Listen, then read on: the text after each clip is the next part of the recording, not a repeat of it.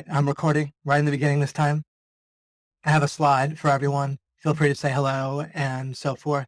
We're still just getting warmed up here for a moment. I can address Peter's question to start. I'll get to my slide in a moment. Hey, David, great to have you on. David's one of the people that requested that I sometimes do a different time that's earlier in the day. So great to have you, David. When David speaks, David knows listen. All right. So Peter says, what's the difference between frames and norms? There's not really a lot of overlap between the two things. So I'll just kind of define them both quickly or do my best. Yep. I don't know where that came from. Hey, good to have you, Michael. Michael, is that just pronounced Michael or is it pronounced a little bit differently? Yes, we are recording. I think you had an issue with that too, right? I think one of the recent weeks or so. I stuck you on auto last week. Yep, Michael, great. Excellent. Let's see. Okay, so frames and norms. And the good thing is one of the things major thing I'll talk about today will be a great example of what I mean by kind of like foundational frames or outer frames that when you ship them, they make such a huge difference and have such an impact in a very practical way. And then everything inside of them is so much easier than when you have the wrong frame. So partly the word, and this is helpful, this question's helpful also just to anything I can do to more talk about specifically defining and such frames and so forth is good. Now, in one sense, the idea of a frame is an illustration, right? We're talking about in order for you to both think and perceive, including like when I say perceive, it's both physically look around and hear. And then also if you look at a couch, you don't just see a bunch of pixels or smoothed out dots or colors. You see a couch, which if you stop and think about, that's different than if you just saw what was there in the sense of what's there, even without getting philosophical, just being simplistic for a minute. Like what's there when you look around is just like what amounts to a bunch of pixels, right? I don't even mean on a computer screen, I'm like in the real world, not actual pixels, but it amounts to that, right? A bunch of contrasting bits of color, right? In essence, and shadows and such, but in a sense, shadows, I suppose, are color, right? I'm not a painter or an artist, but ultimately you can reduce, if someone does a very good drawing of what you're looking at, or even a photograph, right? I guess would be that. If you can now, obviously, since the digital age, you can literally turn that into a bunch of pixels, right? But when you look around or when you look at a photograph, you don't see a bunch of pixels. And what I mean by that is you of course don't see the pixels themselves, right? They're smaller than your mind tends to differentiate unless it's pixelated. But think about, we take this so for granted, but it's a great illustration of something that's an important building block of a very impactful, important understanding of life is that the fact that you see a couch or see a computer, or if you look at a photograph and say, oh, those are some of my friends, there's the Eiffel Tower in the background, and so forth, rather than just a bunch of pixels with no meaning and no associations. It means that there's so much more than just seeing, right, what's there. And like you see that the Eiffel Tower is there. You don't just see the Eiffel Tower if you think about that. Anyhow, so everything that goes into the fact that you see a couch or your friends and the Eiffel Tower photographed rather than just lines and dots and pieces of color comes from your frame. If you see a political sign in the background and you feel a certain way about that, right, that also is coming from your frames. So the fact that you see a political sign in the first place means that you understand that concept. And then whatever beliefs and emotions that sparks for you would further come from frames. Frames are built through associations, right? Both associations of ideas in a kind of abstract way and then actually neurologically, presumably in your brain. But that's like saying that music, if you put it on a CD, it's composed of molecules or grooves, like in a record or whatever, maybe overlapping waves in a laser disc, I'm not sure, or ones and zeros, right, on an MP3 file. That's a medium that can be relevant, but the frames are like made of ideas ultimately, right, as well. So any assumptions you're making when you read a book in your own language, then you're obviously interpreting it with your language. If you read the same book like the Bible in a language you don't speak, then nothing would come to mind. Even if that religious book was supposedly infallible, or if the Holy Spirit's supposed to help you understand it or whatever, somehow the Holy Spirit stops working in most cases or all cases if it's not in a language you speak. Although there is the story of Pentecost where people were miraculously made to speak languages, according to history. But if that isn't happening, then your frames in your own mind is interpreting what's in there. And no matter how infallible or fallible it might be, there's the issue of the frames in your mind, obviously mixing, and any issues there would be an issue. If you generally feel confident about achieving a certain task, then that's a frame that you're going in with, right? Your previous experiences are part of your frame when you go into doing a sales presentation or any activity. They form beliefs, they form archetypes of what you might expect to happen. The goals that you either know you have or that are implicit or subconscious in your mind. I'm not equating implicit and subconscious as synonyms there, by the way. I was saying either or. All of that are frames that come in. So you don't just come in with 2 or 3 frames. That's an oversimplification that helps us picture things.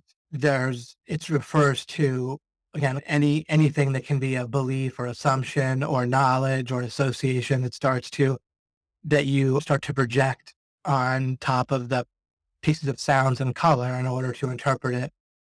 And then you also tend to start planning what your response is, right, to situations.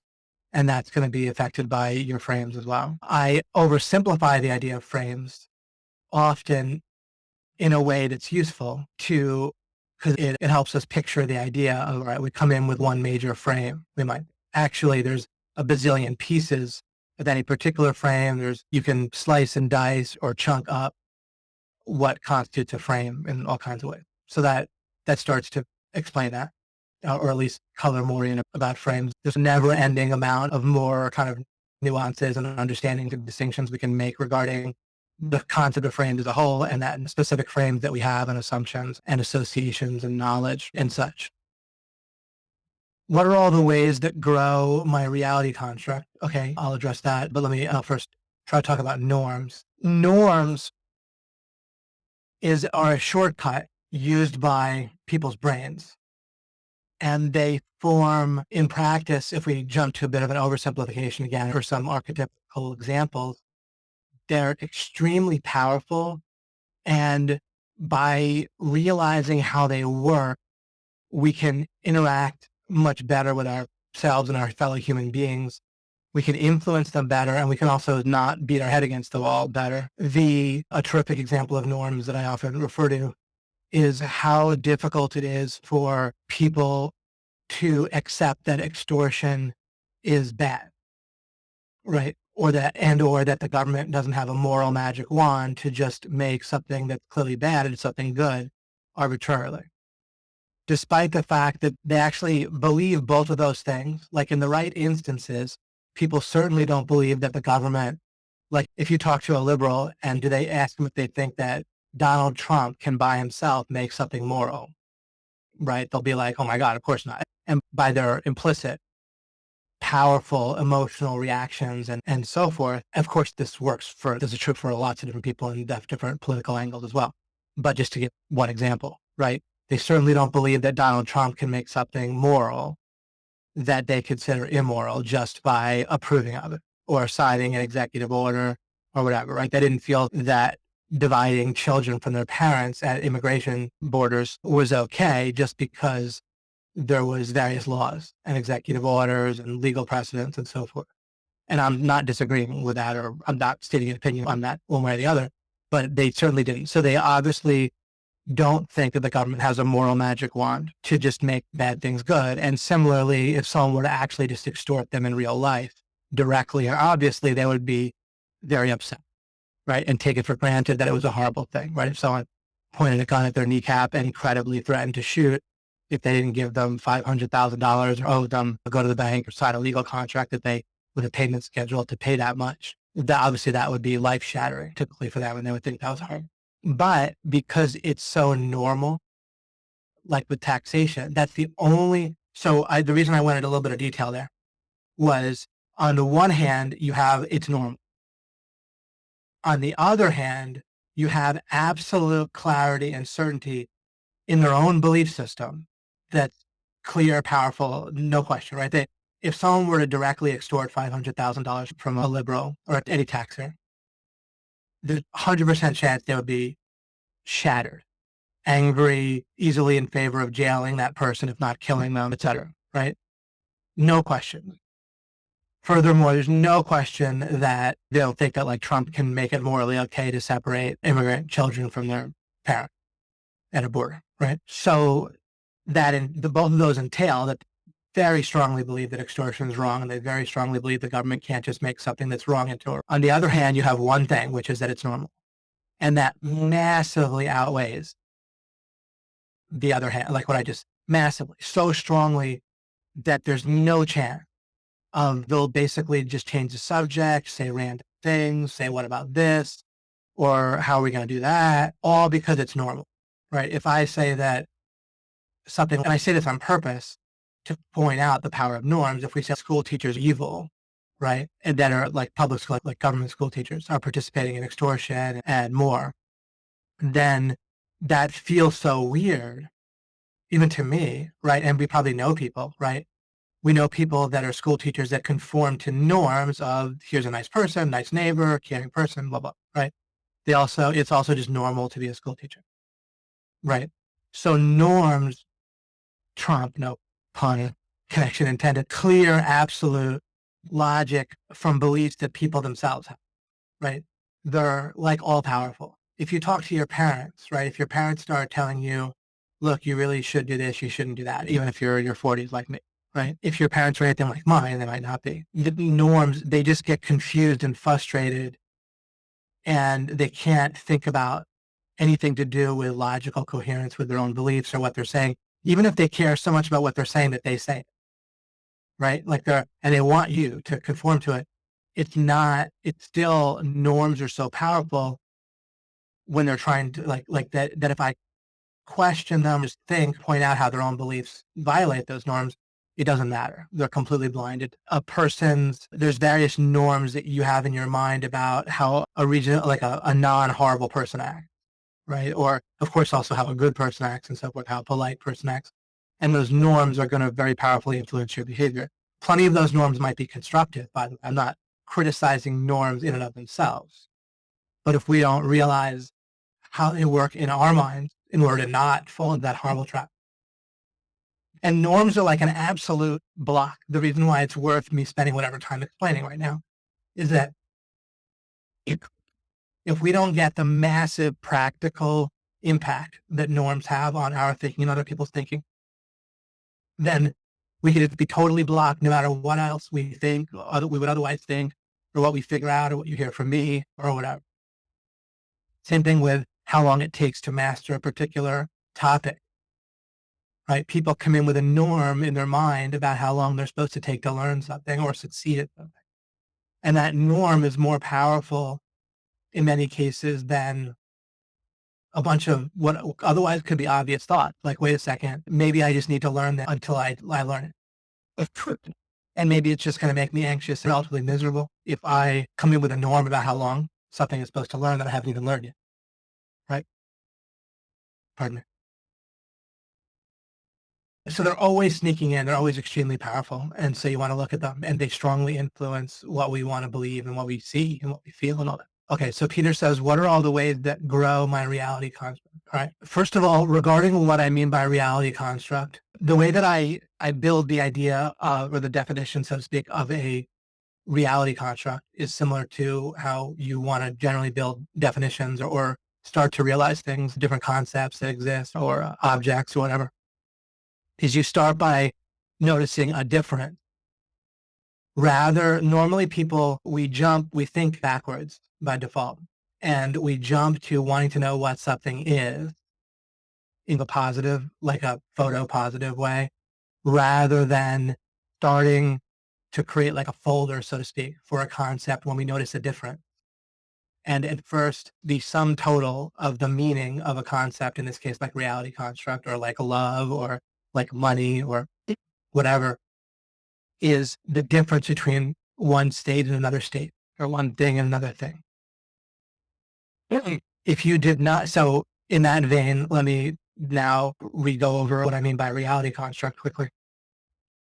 If you did not have a reality construct, I'm showing you the difference in the gap, then you would have no interpretation of the world. You'd have no framework with which to have any sense of what's going on right now, what you like constantly your mind for you, right? And then you experience this is constantly interpreting what's going on, prioritizing what matters in all the potential information of what's going on, which is very important to realize. That you don't like see what's there. Not only do you see a couch, but what is there is strongly filtered subconsciously, whatever, outside of your conscious awareness.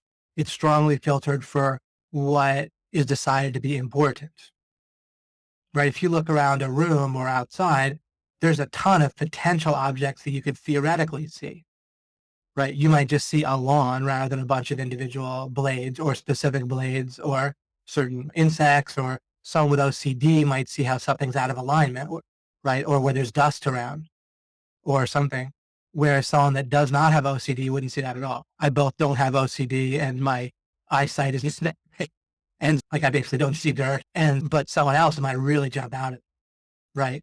So that we're looking at the same thing, right? We both understand the concept of dirt and the concept of a bathtub or toilet fence or whatever, looking at the bathroom or outside or whatever. But what jumps out at us is different too.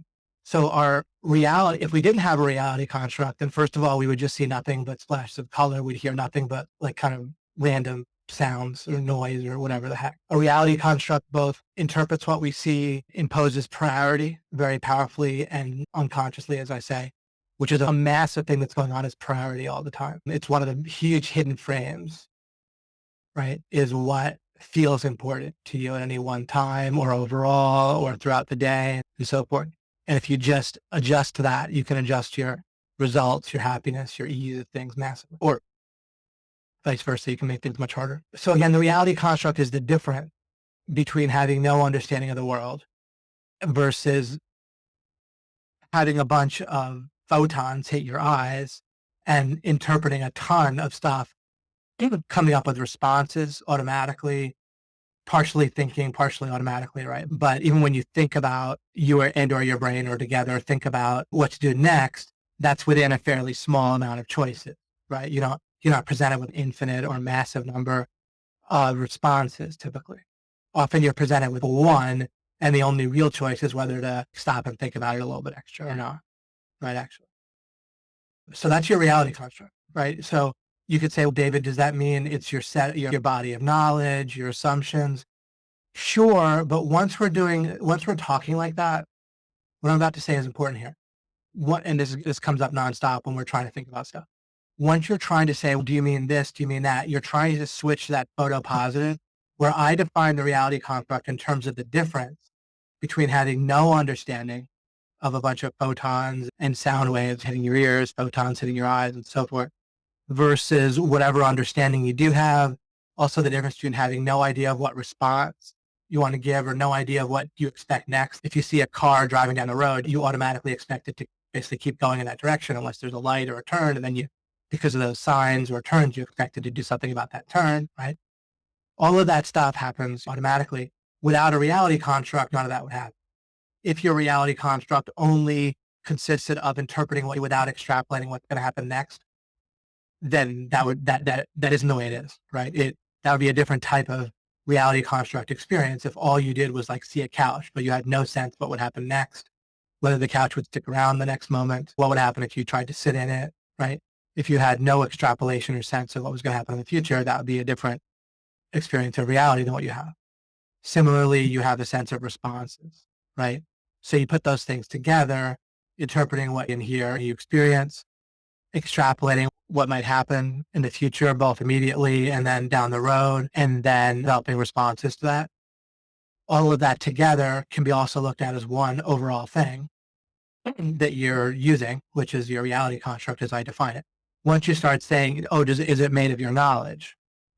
Now we are approaching things in the wrong way or being around. Instead, we want to keep building in kind of a coherent way, kind of like I was doing. Now, certainly we could say, are our memories irrelevant? Are they a part of our reality construct? Well, certainly they play a significant role, right? Obviously, we could think, right, if you had no memories, then how could you say that you had a reality construct? That wouldn't make much sense, right? Obviously, but at the same time, you don't access all of your memories, and nor as memory really works, nor do you remember exactly as things happened, right? A lot of memory is constructed from remembering the gist of what happened and so forth. So you'd start to build and think about things in that way if you wanted to start to fill in that folder that got started that's labeled reality construct. Again, that's based on the photo negative metaphorically, or the difference between how it is for us versus how it would be if we had no reality construct.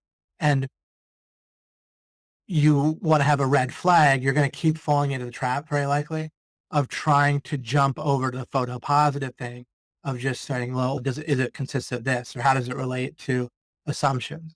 You can ask questions like that to me, certainly. You can ask questions like that to yourself, but then you don't just start jamming stuff in the folder that seems to fit or match. When you notice a difference between two things, and therefore you make a word, a folder, and an object out of it, right? The reality construct is in the sense of mental object, right? So we make an object out of the difference between something, and then we can think about and discover more about that object. But be careful about just switching your thinking to do it backwards and wrong, and just start to make assumptions or associations. You can use associations as raw material. Oh, what about memories? Oh, what about what we're learning? What about associations in our brain? What about our feeling? How do they relate to a reality construct? And that's like raw material and questions to ask. But then you want to think about things right. And if you hear me go into these things, you'll keep hearing and seeing me say, what if we didn't have feelings? And then what if we do? How would a reality construct be with feelings and without feelings? And then I'll think about it in a specific situation. And I'll also think, what does it mean, or what's the difference that there's feelings in that situation or not? Instead of just associating, oh, it's this, oh, it's that. People constantly want to just fit a new idea or an idea they're trying to figure out into an existing folder, or just bring a bunch of contents and import them into a folder so it feels full. And that is lazy, incorrect, right? If practically speaking, it works just for a task or whatever, that's fine. But if you're trying to get your ideas honed in and clear, then you're not doing that, right? Okay. So that addresses your question to a certain degree. These are open-ended. It's an open-ended question in a sense, right? Again, there's a difference between getting a sense of what the folder originally is made of, by what's the difference that identifies a reality construct as existing, versus slowly building more understanding how it works, what it consists of, what are the mistakes we can make with it, and so. But that discussion at least furthered it, and I took the time to do that because it's integral to everything we do.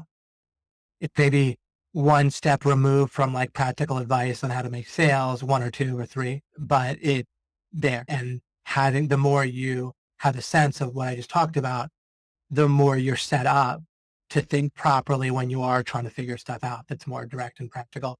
And I'll get to my slide now in a moment that'll happen to be quite direct and practical. Take a look at what people are saying. Heard I missed a doozy last week. Yep, Lauren. I see a pixel on my screen. Is that you, David? That's funny, John.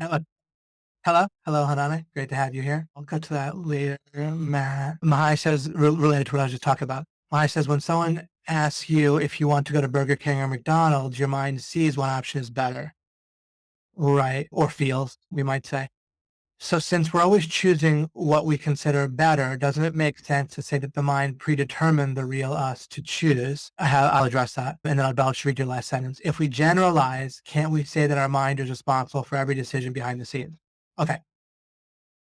I've made an illustration in the past, Mahai, where that's a great starting question. It's really a critical stepping stone along the way is one step away from identifying a critical issue of figuring out what is it that we do. Once we realize that we're not our brain and are not our mind, that at first it's confusing because we're so used to thinking of ourselves that way. And plus, since our brain and mind do our thinking for us, in essence, there's a kind of a circular issue where they're not actually conscious and they think of themselves as us, so forth. We identify with each other. We're used to thinking of ourselves as our brain. Um, so we run into issues and we kind of have to back our way in and identify, like slowly, or maybe slowly, but carefully identify distinctions and force those to create boundaries and so forth for us. And so here's what that's a bit abstract, of course, but so the illustration that I've used to start to illustrate what goes on is, imagine that you are either a president of a country or a CEO of a business, and your only contact with the outside world is through advisors who come to you with both information and charts and recommendations and choices. So they might not just come with recommendations, but they come with choices. They might say, all right, sales are up for this product, sales are down for this product. Should we do this or that? Should we invest more into R&D for the product where sales are up or no? We can restrict ourselves to the choices that our advisors give us. Or we could, in that situation, suppose that we can't change one of my parameters I set there in that scenario. We can't directly go outside and look for ourselves. We can only go through our advisors. Still, what we could do is we could say, that's not good enough. Something you said that raises red flags. You didn't actually give me two opposites. You gave me a false choice there. Like you said, should we put more money into R&D for this product or not? Now you might say that's two sides of a contradiction in a good way, where it's, yeah, you can either do one or the other, but not really, because implicit in that is a certain amount of spending in R&D. They didn't even ask the question of putting more R&D into some other product. They didn't, with that particular question, they might in the future, but they didn't talk about other ways you could use that money. They just said, should we put money into R&D or not, without saying, if we don't put that money into R&D, here's what we could do with that same money. So there's a number of assumptions and kind of boundaries that they're giving you all the time. Also, the very fact that they're talking in that way, maybe one thing they didn't bring up at all is, how's morale overall in the company?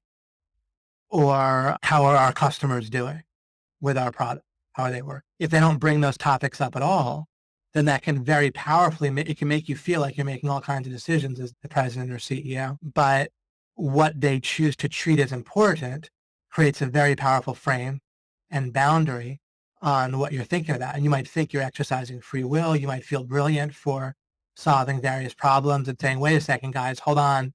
I want to know what else we could put R&D into. I want to know what else we could spend money on. And it might feel like you are making all kinds of choices. You might be very smart, but still invisibly they've set priorities for you, and they've written out things like, how well is it helping your customer, the product? And you never even consider that because they don't bring it up as something important. So this is, in a sense, it's actually a pretty great illustration in a certain way. And I never like to get too far with metaphors where we get restricted by them in a way that we shouldn't. But we can take this pretty far in thinking about, this is how we deal with our mind. There's a whole bunch of stuff our mind does for us that we're not able to do. And we can't just go do it ourselves, just like in the illustration where you're the CEO, but you're somehow restricted to just the room that you're in. All of your information, you have to work in the implementation, work through your advisors who then pass things on to managers and so forth. All you can basically do in that case is raise, in essence, red flags and say, wait a second, I want more clarity here. Wait a second, I want to take a look at our priorities and start to consider what priorities we're not thinking of. Or again, I'm a little bit maybe oversimplifying, maybe we could, but there's something along that process. Okay, Mahai says, and he's heard this scenario so good in the past. I thought about the scenarios with advisors before, but we could say there's another party of advisors dealing with whether or not the other party has covered all the choices or not. We could, but we can't have an infinite regress. I'm thinking as you're writing this, Mahai, at some point there's a total of advisors. There can't be an infinite number of anything. I talked about that a couple of sessions ago. There can't be an infinite regress of advisors. So even if there's another set watching one set, at some point you could take all the advisors, even if there's a set of advisors watching your original advisors, and there's a set watching them, and there's 3 or 4 more sets watching each other. And wherever you stop, there's still a certain amount of advisors. You can lump them all together, and those are your advisors. And therefore, the scenario that I'm laying out here still fully holds.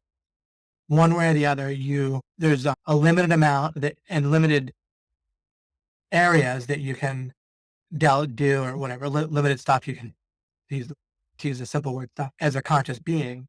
But it's going to have to do with saying, wait a second, I want more clarity. You basically can't be satisfied with false clarity. You have to seek to understand what's important and what's true. And the advisors thing helps to both illustrate that and help you think it through for yourself more and how that might work. It gives a good template or illustration to think tangibly about how you would ideally operate in a situation like that. And it keeps you from cheating, where we constantly hop over to identifying with our mind, which is perfectly reasonable, except when that's the exact topic that you're trying to figure out is, what does my mind do? And what do you do? Right? When that's the question at hand, that you don't want to blur together yourself and your mind and what each of those entities or things do. In the normal course of life, it's actually perfectly fine to not be constantly differentiating between what you as a conscious being do and what your mind is doing. You're in flow. It's like driving. A lot of the times when you're driving, you don't need to differentiate between yourself and your car. It's perfectly reasonable to say, I'm turning right, I'm turning left, I'm speeding up, I'm stopping. That's completely workable and reasonable. But at other times, when the issue at hand, when it becomes necessary, you do need to differentiate yourself from it, obviously, in order to get out of it, repair it, anything, whatever. Let me say one more thing. A lot of these questions are open-ended in a sense that I'm always addressing them in a certain way. Mahai says, it's not infinite regress because they're not acting altogether in the present. Some come chronologically after the others. Let's see here. Oh, are you saying that if you, maybe, I'm not sure, if you stop one current set of advisors and say, wait a second, are you saying that it's almost like another set gets made on the fly? And I'm not disputing this, by the way. This is interesting. It's potentially, yeah. Okay, great. I'm glad I figured that out. That is very reasonable, actually. And I've had some thought. Maybe that's why I interpreted what you said pretty quickly here. That's right. Like by stopping and seeking doing what amounts to seeking understanding, even though you can't see yourself seeking understanding. So you're doing something, but you don't feel or see yourself doing it directly. But a space gets created. It's like a magnet, in a sense. If you zoom in, if you could picture this graphically, if you zoom into to a certain, if I even hit Control Plus right now on my browser, then space would get created in a certain sense because there'd be less area that was being zoomed in on, and you'd have to create more space between the pixels or letters or somewhere, right, in order to have less or bigger space or the same space. So yeah, like new questions get created, right? New thoughts get created. When you say, wait a second, I'm not going to buy into this false clarity or this sense that I don't need to think about what's important. I just need to think about what is that I feel is important, right? Normally when people try to think about what's important, if I were to tell you guys, all right, this week, go focus on or if I were to tell, not you guys, but a new audience, all right, guys, this week, focus on what's important. Then people might nod their heads and say, all right, especially if they were prepared to just do what I've said for somebody. They might nod their heads, yeah, okay, I got to do that. What they would do is something different than what we're talking about here. They would do something different than the really correct thing. What they would do is start with the assumption they already feel and know what is important, but then they should focus on those things and not get distracted or whatever. What we want to do is question what feels totally correct about what's important, right? We might feel totally certain, can't even conceive of something else other than what we already feel is important being important, and still we question it. And we question it because if we don't know it in a positive sense, where we have a positive, clear proof of it, perhaps where the opposite has to be absurd, there's a difference between total feeling of certainty, including backed up by justification. There's a difference between that and an actual proof, where we can positively show in a clear way how the opposite of what we're proving has to be wrong. That's positive proof. If that doesn't exist, then no matter how certain you feel, you have fabricated arbitrary certainty. might happen to also be correct, but like someone might feel certain that God exists, absolutely certain. But if they don't have a positive proof of it, where the opposite has to be absurd in some way, like we've done with someone with the consciousness field idea and creating it, then they still have fabricated certainty, and it happens to be correct, but they don't have knowledge, like with a capital K. And there's a real difference when you actually can prove something positively in how you act and think, and you have this kind of ultimate control of your mind when you have a positive proof of something. Great Mahai. So Mahai really helped us. And I think there have to be advisors telling you don't have clarity yet. In essence, yeah, you have a thought one way or the other. There's something we can do in life where we start to get a crack. What we all need is, there's different angles on this, but what I'm going to say is really cuts to the very heart of the matter fundamentally. We need, I've said this before, but I'll repeat it here in this context. We need, as people, like the kind of want a characterization of the fundamental paradigm shift after which everything else is downhill. We need to be able to feel total certainty, absolute certainty about something, including that we're not like a horrible, evil jerk right now.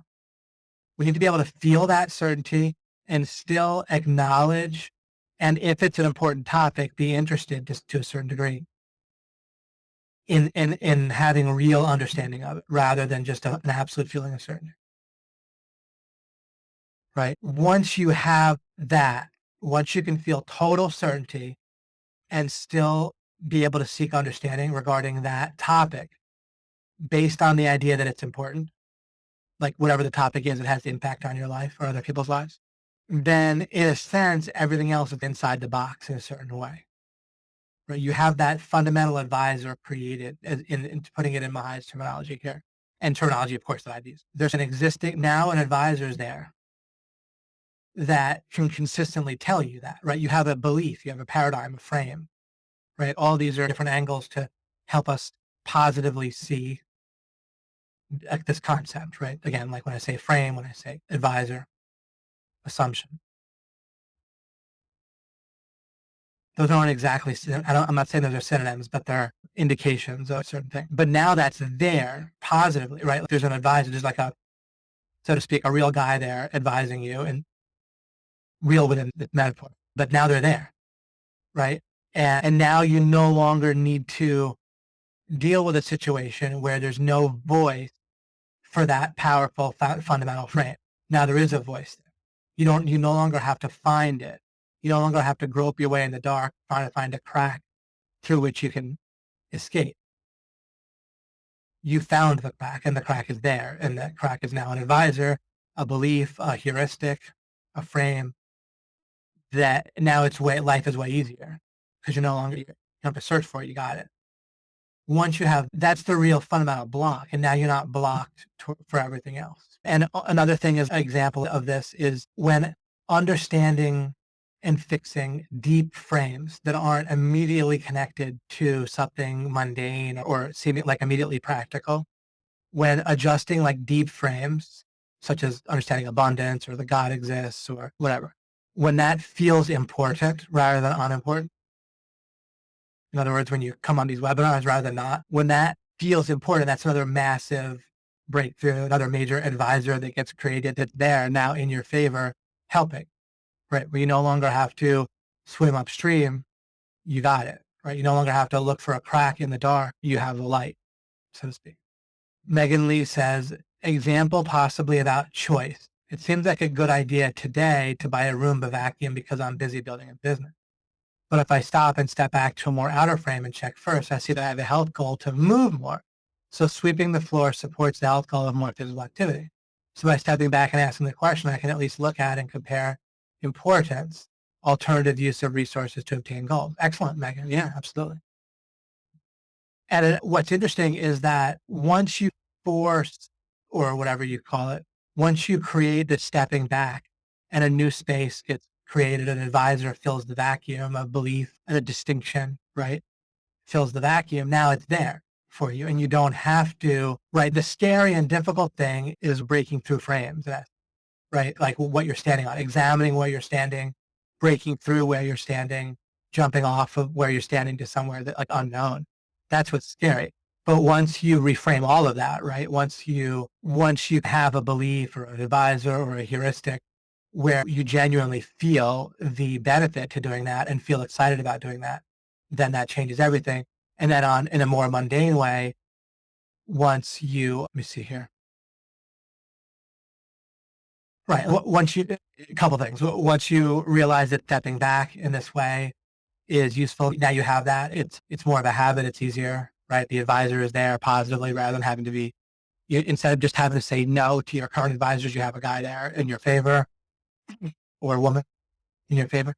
And then, of course, then more specifically with the exact thing about the vacuum and the health is there as well.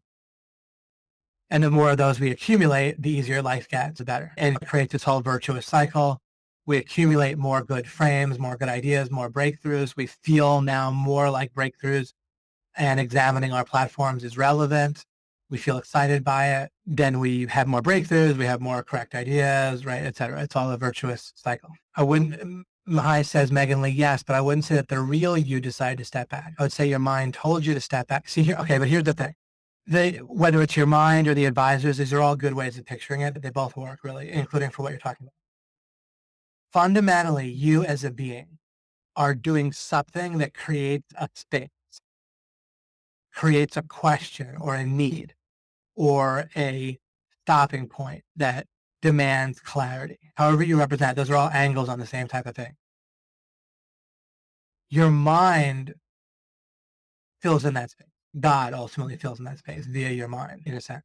But I don't want to bring in the question of whether just natural laws lead to it. That's perfect. Either way, the way things are set up, plus any extra help God gives us, one way or the other, what you do fundamentally as a being is invisible, but the effect of it is it creates a space. That space is filled with new thought that your mind provides, but it only provides them because you did something as a conscious being in terms of seeking understanding of what's important and true that created this space instead of buying into fabricated certainty. And again, what'll happen is you'll be making typically what happens with people is they make decisions, but the boundaries within which they're making those decisions and thinking about what to do and so forth, they're making decisions within boundaries that they don't question.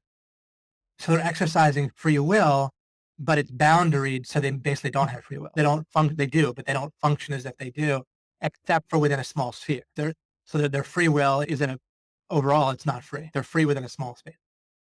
Just like if someone's a slave, but they get to choose when to scratch an itch on their back, they could still do that. They could say they have free will. We could say, oh, they're not a slave, they have free will. They can blink when they want, they can scratch. That'd be ridiculous. They're still a slave.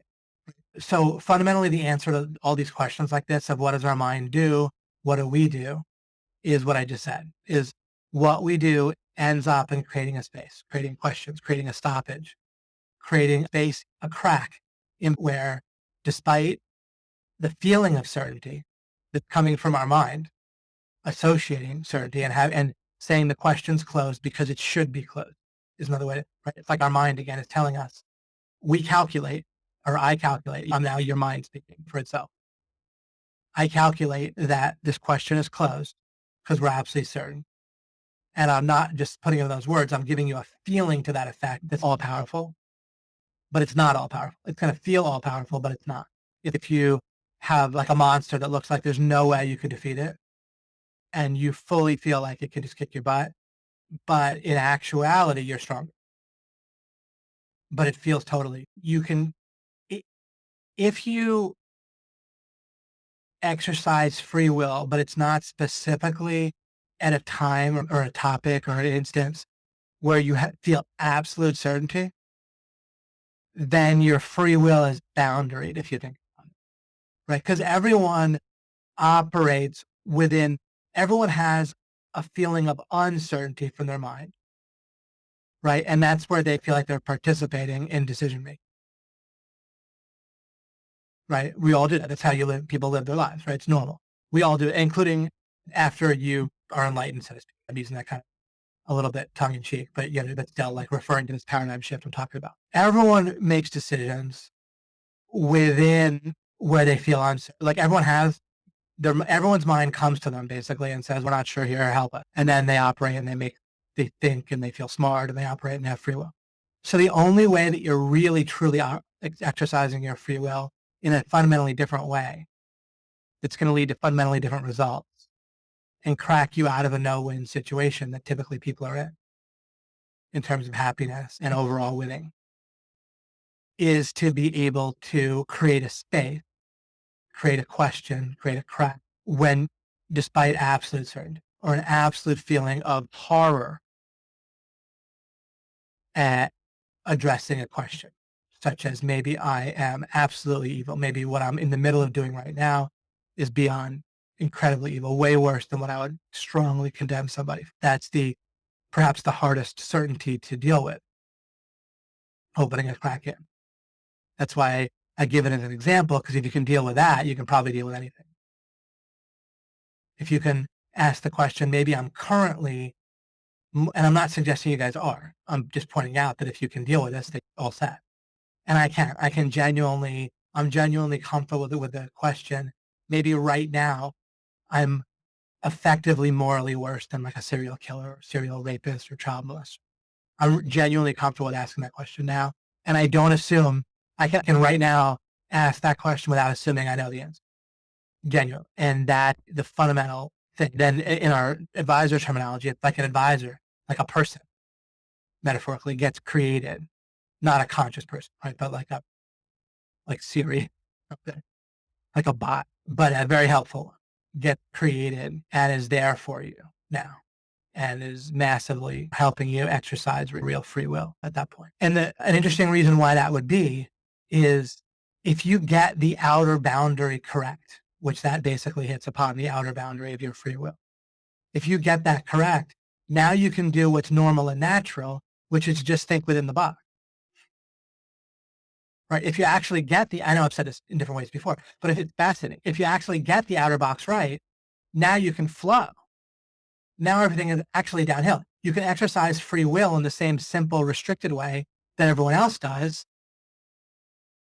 But because you've cracked the outer box, like you can get all the benefit and relaxation and simplicity of operating inside the box while getting all the benefit of fully using your most fundamental and powerful free will because you cracked the outer box, which means everything now is in the box. You might still have to figure out details like everyone else, right? A quote unquote normal person, in the sense they haven't cracked the outer box and therefore aren't really using their free will in the same way that a slave is still a slave, even if they can scratch their back when they want, right? Because they're still within a box that they have to operate in, being owned by another person. But there's all kinds of nice benefits to flowing downhill, right? To just getting immersed in the movie, so to speak. And you could basically safely do that when you crack the outer box. But I was saying, it doesn't mean that you know what to do at all times. There's still lots of stuff to figure out, right? Just like a normal person has lots of stuff to figure out too, even if they're operating within a box, which could make it easier in a sense, right? If their box happens to be correct. So you still have to figure stuff out, but you could flow downhill in a certain way. So that kind of all addresses the distinctly space. Exactly. So good. Yeah, I talk about this from time to time when it comes up, but that kind of never gets old to hit that properly and the question directly asked it. All right, let me get to my slide here. Good thing I started recording before starting with a slide. I learned my lesson last time. Okay. Ultimately, this isn't a surprise in one sense, but practically speaking, it probably will be, and it'll probably help you realize all sorts of stuff that you are doing wrong sometimes. Perhaps fundamentally, but also just in the kind of more, you might even fully have kind of your fundamental frames right, but hadn't figured out this sort of fairly outer, fairly foundational, but still inner practical frame where it's easy to have gotten this wrong in a whole bunch of areas of your life if you don't realize this specific. All right, I have a I have a kind of a short, concise statement. Then I have one that's still concise in the sense that it fits on one line, but it's longer. And I'll read both of those to you. And then I have a bunch of notes for myself on some different examples, and I'll touch on them all of this, or angles or applications, whatever instances of this concept. And as a practical matter, this will be just incredibly strong for you guys, incredibly helpful, which is always fun when we manage to find frames that are both deep and profound, but it's really easy to see how they're going to be practically useful all over the place in the probably there's things that you're dealing with right now in your life that this will give you a huge advantage in clearing up. Okay, so the way I'm going to frame it, and this will help us, this will let us label this concept forever. I'm going to call this idea, this frame, this concept, this meta strategy or strategy. I'm going to call it finding the yes frame. Okay, finding the yes frame.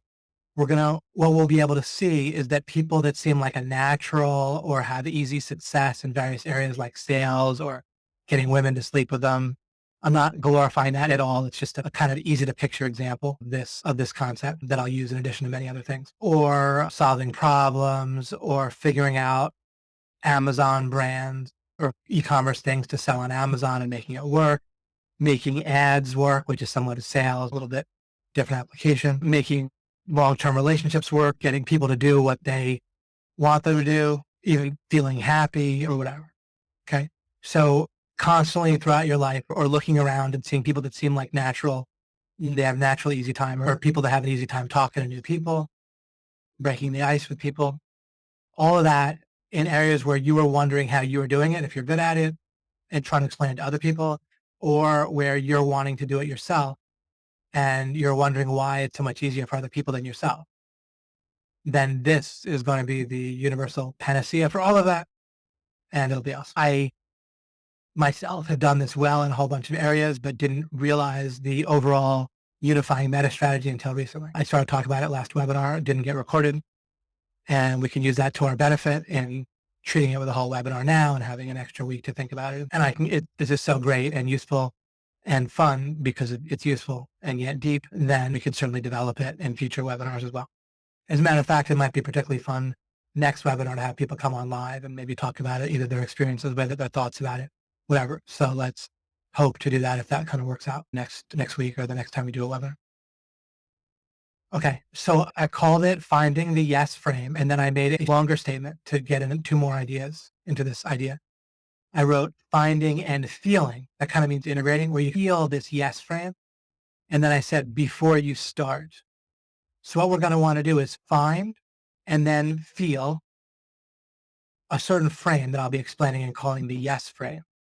In all kinds of different areas of life, this is going to apply. I'll start with sales. And what we want to do is we want to both identify the frame, which is very different than just trying to jump into a mindset. We're not just going to leap into an assumption of yes. This is very different than convincing ourselves that the person that we're trying to sell to is going to say yes to us. That's not what I'm saying here. That's not this idea.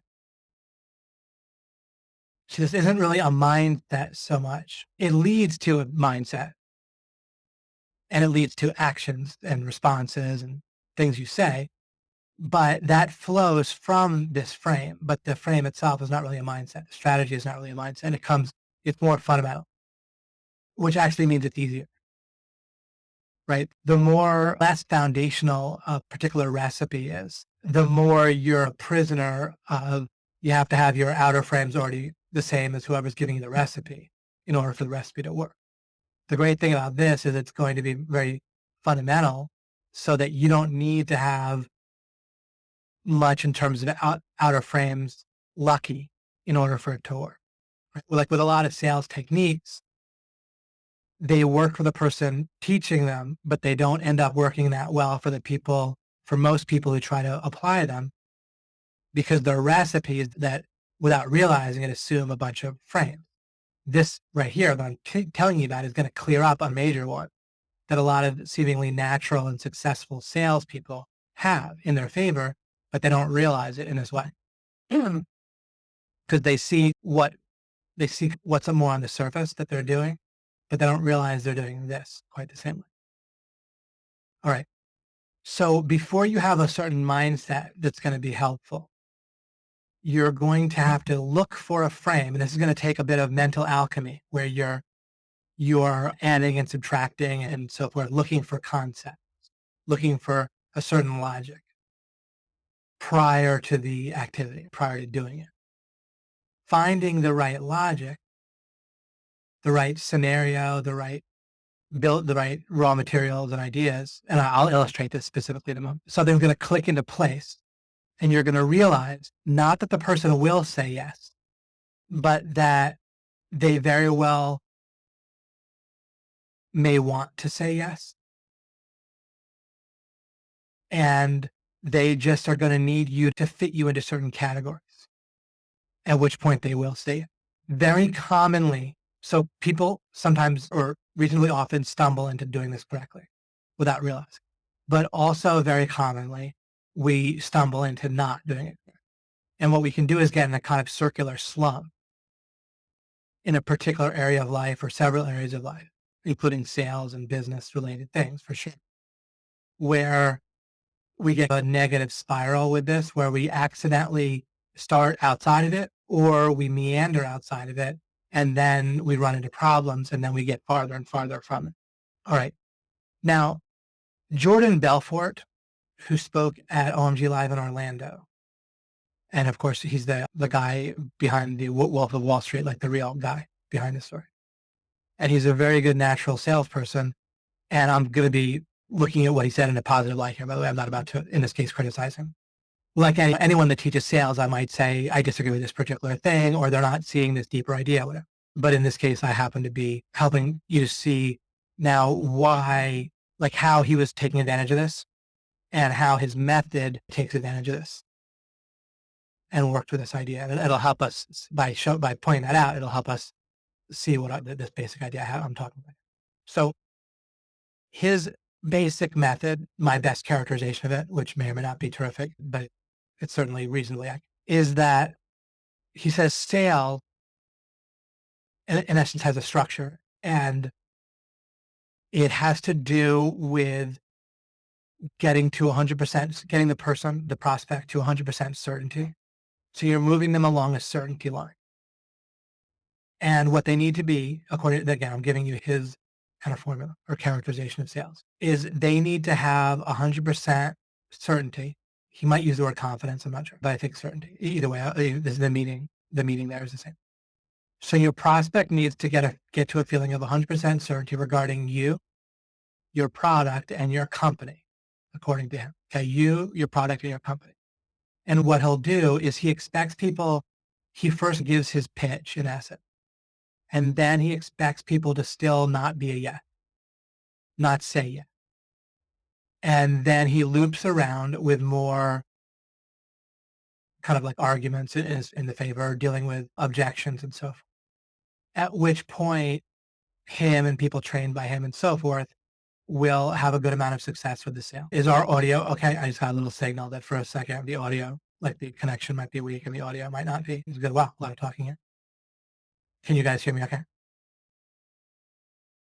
Great. Okay. All right. Super. All right. So he uses, again, looping and such to get people, and he had this mental picture where he's moving them along the certainty. But here's why it works so well, in addition to just the smartness of him doing that. But here's why he figured it out or why it worked, is what he brings into that. And here's why, if he were to train someone or someone were to hear this and it doesn't work for them, it's because they're not bringing in the frame that I'm showing you. But his technique helps somebody approximate themselves into this yes frame, okay, to finding the yes frame in a sense. But he definitely comes into it that way. He feels what I mean by the yes frame. And we can probably picture and feel this for ourselves as if we were him, right? So if you're Jordan Belfort going into a sales call, then what you're going to feel, you've had lots of success with sales, right?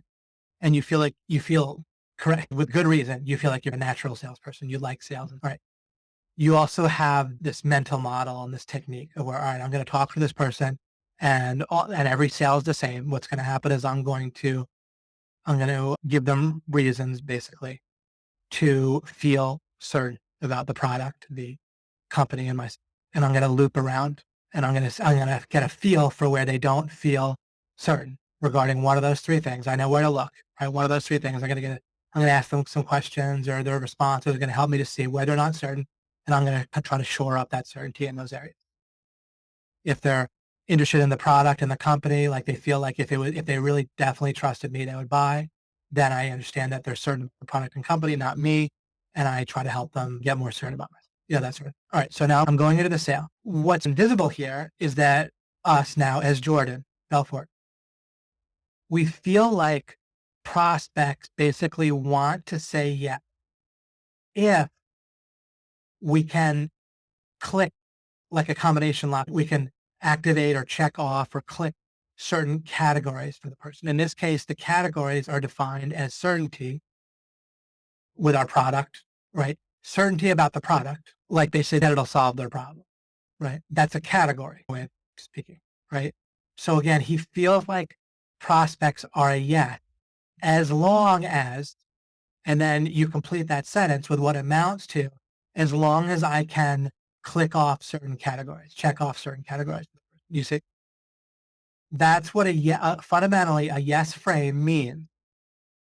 That now it doesn't even mean that that an individual person is definitely a yes if they check off certain categories. So I don't even mean that. What I do mean is that a percentage of my audience that's reasonable. Reasonable might even be 1% if I can reasonably talk to 100 people for every sale I need to make, both with my emotions and with my time and resources. If I can, whatever, workable. Workable is an ideal word, I think. A yes frame is where you figure out ahead of time and feel. You figure it out and you feel it.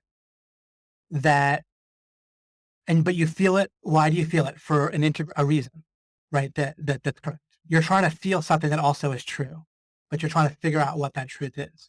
Okay. You're trying to find truth where people, or a true perspective, a true way of looking at things, where out of your prospect pool, a workable percentage of those people are a yes, as long as you tick off certain categories or manage to get yourself categorized in certain categories by that person.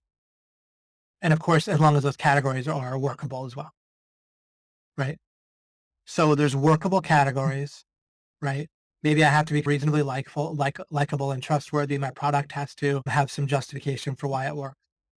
And that's right. The problem that my product is solving must already exist in the minds of my audience, or else there wouldn't be a yes, right? And so with sales, it followed this fairly simple structure of my audience that I can get to is people that kind of feel the pain of a certain problem, certain issue, and they want that solved. And they're looking for either they don't know a solution exists, or the solutions are too complicated right now, or they're too not enough customer service with them, or they're more expensive. I can show them a less expensive solution. Or the person just basically looking for a solution. It's not easy to find. It's not jumping out at them. And if there's a workable percentage of prospect where, let's use SEO consulting is obviously the one that's most common with us, right? Most poignant. So let's apply it to that. What we want to do, and this is different than convincing ourselves, different than just a mindset. This might take some thought and even research and even talking to prospects until you find this, right? What you need to do is find a way of looking at it. It might be have to do with advertising budget, where there's a certain amount of people that want to spend their advertising budget either specifically on SEO, but there might be too small a number. There may or may not be. I don't know personally, that specifically know that they want SEO. What they might want is to spend their advertising budget on something that looks promising, right? Maybe what they want is someone to take care of that for them. They have a certain amount of money that they want to hand over to somebody and have that person turn that money into leads for them. That might be a good way of looking at it, as I think it is. But I don't have a ton of experience personally in this area. I do more, for me, it's about getting affiliates to promote, or lots of other things I do with kind of what loosely could be called management of people, or coaching, kind of a coach/manager like that, or team leader, not really more like team leader for a project or a military exercise, whatever, right? I'm a little bit like that personally, and I'll give examples with that too in a moment, but I'll stick with the SEO for a moment. So through a combination of research and thinking, like mental alchemy, where we could play with scenarios and add factors and look at what might be relevant and so forth, we might come up with the idea that there's a workable percentage of business owners or decision makers within a business, right? Could be like a marketing head or marketing manager or marketing guy or whatever within a business, but there's a workable number of those that will say yes, that want to say yes, and not just they will say yes, being dragged, kicking and screaming, but they have forward momentum. The current is on our side. We have a tailwind where they want to say yes to handing a certain amount of advertising budget money over to somebody and having that person then turn that into leads. And then what we can ask is there's going to be, well, all we're trying to do is find a person who wants to say yes, as long as certain categories are checked off. Like I've said, it doesn't mean they just want to say yes. The minute we show up in the door and say, hey, guess what? You hand me your money, I'm going to give you a lead, right? That's not realistic. And it's not a helpful frame. What we're trying to, and it's not what I'm talking about. What I am talking about is what we can potentially do. We'll still need to figure out if this is true in reality, but at least it's very plausible. Is we can picture a guy and also a pool of guys, gals, and stuff that, like I just said, they want to hand over a certain amount of money that they see as advertising budget and have that turned into leads by a digital marketing agent. Or maybe not by a digital marketing agent, just a person who can deal with that, digital agency, whatever. They might be vague in their mind what such a person is even called, or they might have a name for it that's different than our name. But one way or the other, they have this kind of partially formed vision that we can help them form. Like they have almost like the building blocks of where if we share this vision with them, it'll quickly resonate with them. I talk about sales as vision and justification.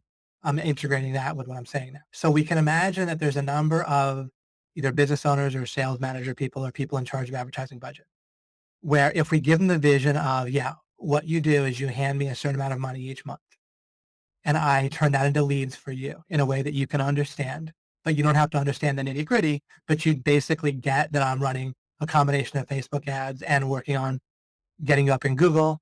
Those are going to work together. And then maybe I'm doing some YouTube ads as well with you. And that's all going to work together into an integrated strategy where we get leads now, we get leads later. The leads we're investing in getting leads later that are going to be very inexpensive later with Google, but we're not going to get a return immediately because that's how SEO works. On the other hand, with Facebook, we'll get more return immediately, but we'll get diminishing return with the ads that way, perhaps. And maybe with YouTube, it'll be consistent for a while. But we're not going to want to put our whole budget there. So we want to have this balance and have this multi-pronged strategy. That vision, what just got explained, might be very appealing for people, at which point you still need to check off various categories for them. You need to come across as competent and trustworthy as a person. Your product or service needs to make sense to them and they need to feel confident it'll meet their needs. And then perhaps following Jordan's strategy, maybe there's an overall sense of you as a business, you as a company, your overall business model, how you operate, whatever. That might be relevant, might not be, right? There might be some other categories that you might learn to check off, like feeling like you guys are on the same side and the same group that you're identifying with, like I've talked before. Like you're both generally entrepreneurs, you get it about what it's like being a small business person, etc. You're a hard worker just like them. You're accessible in different ways, easily accessible, just like they might be with important people that they work with, whatever, right? So you're finding groups or characteristics in common. So you feel like you're on the same side. That might be a category. And then confidence in your product, your service might be a category. That you're competent, you're trustworthy might be a category, right? Okay. So you share a vision, right? But that vision is going to resonate with a certain percentage of your audience and they're going to want to say yes to that vision. Do you see? So again, the key characteristics of this yes frame is you figure it out and you want to feel it beforehand, before you get into the situation where you're interacting with. And furthermore, the characteristics are that it's a frame. So a frame can be communicated as a vision, right? To communicate a frame, obviously you have to paint some sort of scenario or picture or give someone details or make it make sense to them, however you explain it. That's that. But you're essentially communicating a vision that when a workable number of your prospects that you can communicate that vision to will want to say yes, but they may not, they don't want it, they want it to be true, but they still need to have certain categories checked for it to be true. All right. I'll go on to use some different examples. Like with an affiliate promoting OMG, I was pointing out to one of the ways that I realized to express this idea in the way that I have and to understand the way that I have and build out this model that I'm communicating now that I'm labeling finding the yes frame. Was I was talking to Mike about talking to a particular affiliate, and I noticed that with that particular affiliate, Mike didn't necessarily have something that I intuitively feel that he often does feel in different places and has not in certain places. But I said, look, there's a way that this person wants to say yes. And again, what they want to say yes to is a specific vision that we invent, right? So in other words, there is a vision and I can conceive of it, or we can conceive of it either after a little bit of thought, or I feel like it's the tip of our tongue, so to speak, or I already had it. But there's a vision, there's a certain frame that they're going to want to say yes to, right? If they can, like, they obviously want to say yes to something where with fairly minimal effort, they can communicate with their list of people, followers, whatever, their audience, and do something where it's going to increase their relationship with their followers, their audience, their people, and also make them money. And it's going to be a better bang for their buck, build better for the future for them somehow, leave them better off. Like they're going to make more money now and be better off in the future because of the relationship with their list, because their list is more ready to buy the next thing too, whatever, because they learned something about promotions by working with us, whatever it might be. All those things, they would want to say yes to something like that. Once we identify a vision that they want to say yes to, or they might not want to say yes, but it's very workable. It's very plausible that they want to say yes to it. Like we can feel like there's a good chance they want to say yes to. So we're coming from that vision that they very possibly want to say yes to. And we talk to them from that frame where we feel the vision, we feel the fact that they very plausibly, it's not about what the percentage possibility is. I don't even want to say likely. It's just plausible. Plausible means we don't know what the exact percentage of likeliness is, but it certainly can happen, right? A workable amount of the time. So they very plausibly want to say yes if we present them with a certain vision of this is what promoting us can look like. This is what promoting you back can look like. At that point, they still might need they might need to have certain categories checked. But now your discussion with this prospective affiliate involves sharing this vision that they may well want to say yes to, but we feel like they very plausibly want to say yes to it. So we're coming across that way. We're not coming across defensive, right? That's critical. And we're not coming across as pushy either. We're sharing a vision they plausibly want to say yes to, and then we're totally focused on on clicking those categories in place. Is this reliable? Are we trustworthy? Are we competent? That's most of what they're going to want at this point. Are we going to pay them the way we say we are? Are we going to be competent with what we're doing? That's why I say vision and justification, right? Once someone wants to say yes, then they're going to be positively inclined towards categorizing you in a way that's going to work, right? They're going to help you click those categories into place, but you need to provide some fodder for them to do that, right? They're going to help you with that fodder, right? When you give them justification, testimonials, in the case of us, we don't play them a testimonial, but we say, yeah, we've worked with this person that you know, right? It's more like we're selling like big ticket items to a few people in a community that's fairly small, right? If you're selling big ticket cars to people that are all in the same country club, then there's a certain structure to how that works, right? With the justification, you're pointing across the dining room. That guy bought a car for me. He loves it. You've seen it. You've written it, right? That's how it is in our industry, where they know each other, they know who we're talking about. In other types of sales, it's the specific justifications. When we're selling OMG to prospect, it's not like then we have actual testimonials where it's from like strangers, but they hear them live or they hear them, right? It's just the specific justification looks different, right? You might have LinkedIn testimonials to supplement what you're doing, right? With SEO consulting, if you're doing that. But you can see hopefully how vision and justification overlap is a different angle on this as well.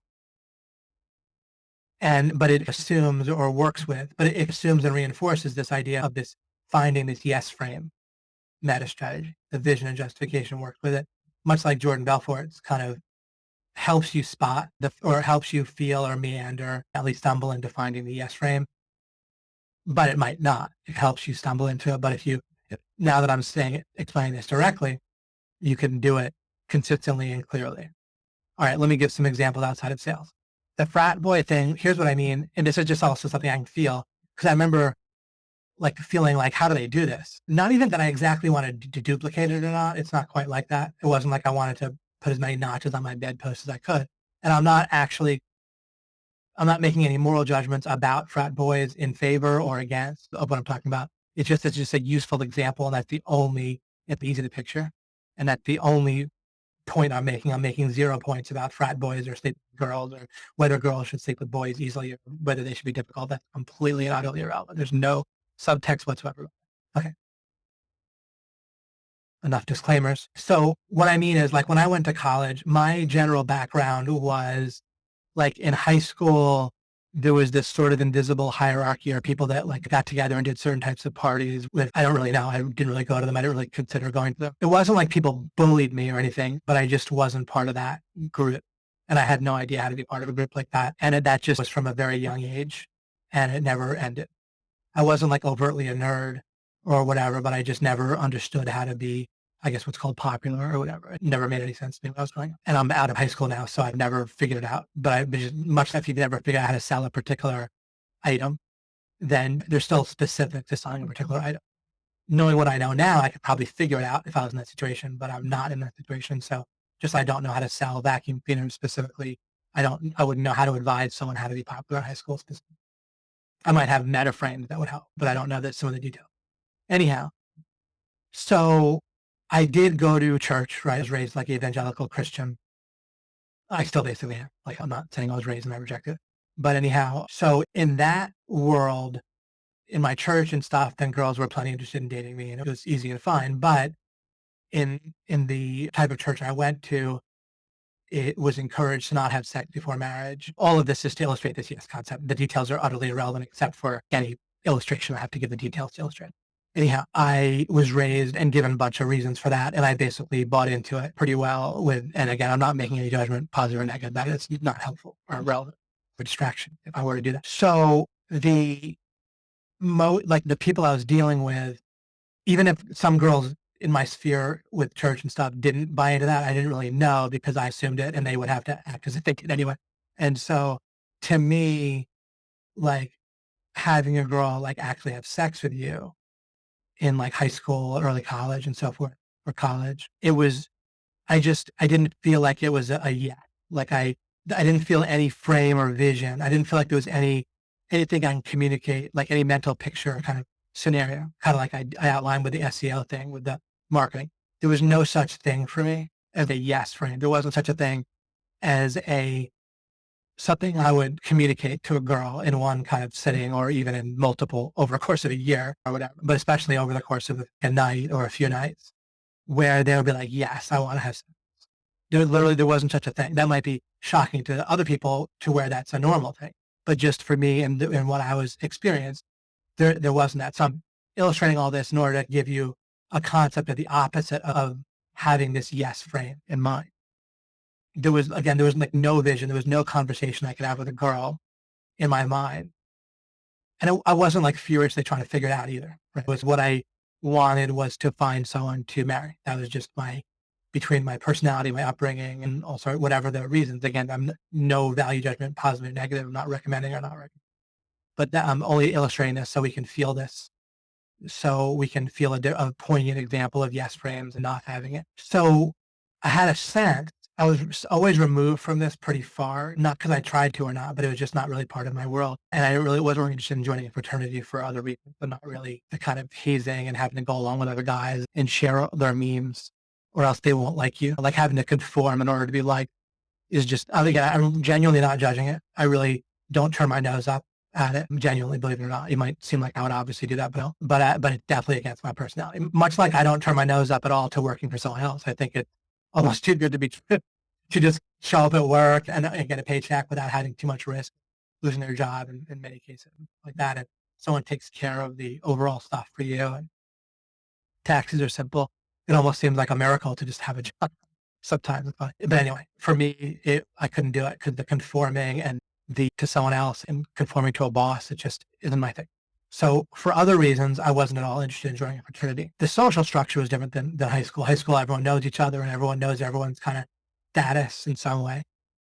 In college, it's so diverse and spread out, and there's so many people that I wasn't like unpopular or whatever or not. But I still had with friends, with going out, with stuff, I still didn't really have the yes frame in that way either. So I was so used to it, even with like friendships with stuff like going to parties and stuff. But I had a sense that there was these guys in fraternities. They didn't have to be in a fraternity, but it's again, it's an easy archetype to just picture. Okay.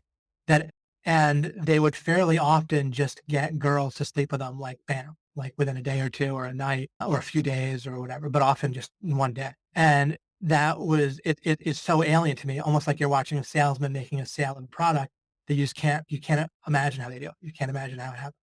And in this case, again, it wasn't like I wanted to do it, but it's interesting for me, right? It struck me that something analogous to that is relevant for life, right? If someone's making sales like this, and I can't, so to speak, metaphorically speaking, that I can't imagine making, then that's interesting to muse about. And then, but what we can see though is a huge difference between the fraternity, the archetypical, again, I'm not actually saying fraternity guys are like this or not, but we can easily picture this at least as a caricature. And certainly some people, right? But they obviously have what I'm talking about as a yes frame here. I didn't know to think about it that way at the time. But to them, it was a workable number of girls would basically say yes to having sex, like after meeting someone for a night or having at a party, if they fit certain categories, right? One huge category was being in a fraternity, like a trusted fraternity, right? If a sorority had a mixture with a fraternity, with basically a party, then it's it's a radically different category for those girls if the guys in that fraternity, in the fraternity system, is a good category, not quite as good as being in certain specific fraternities for that sorority or for that night, but still very relevant if someone's not in a fraternity at all. For a lot of sorority girls, apparently, I'm not making any judgments or overgeneralizations, but for plenty of them, apparently it was a real deal breaker. Again, this world is very alien to me, but clearly there was like for these fraternity guys, as opposed to me, it was very plausible that these girls would just say yeah, if there's certain categories, like I was saying. And then part of it, and this is also something I had to actually realize because it was very outside of my world. I drink, but I hardly ever actually drink. Like I might actually drink once a year or less. Once in a while, I've dated girls who drink fairly frequently. I might drink with them once moderately frequently, but never in practice it just never really just comes up to me very much. And the idea of sleeping with a girl for the first time when she's been drinking a bunch is just not really like my personal preference because of my various goals that of course, at this point I'm met, so it's irrelevant. And all of these details are to explain this, yes. So I had to actually realize that alcohol is a significant part of how they were doing it. But it might sound like a funny realization for some people to whom that's obvious. But to me, I was like, okay, because it was so alien to me. Again, it's such a shocking thing. But I'm giving you this so you could, when you feel it with sales or with something in business or trying to find an e-commerce product that works, that you're going into particular detail here so we can really feel it together both ways. All right. But yeah, but I can imagine then perhaps being a fraternity guy where it's very plausible. There's a workable number of girls who will just actually say yes. And you act that way. Now, it's very important when I say this, you don't act as if they are a yes. That would be essentially date rape a lot of the time, right? And metaphorically, when it comes to sales and so forth, it's very pushy, not nice. Or you might have the action happen, but be doing something, a combination of immoral, hurting someone else, and or get a backlash yourself, right? So you are not behaving as if they're definitely a yes, right? We want to feel this nuance, or it's a very important nuance, a very important difference. But it's still very different between the frat guy who's the okay guy. He's not someone that's going to date rape anyone, okay? Or be pushy in a way that's overly inappropriate, okay?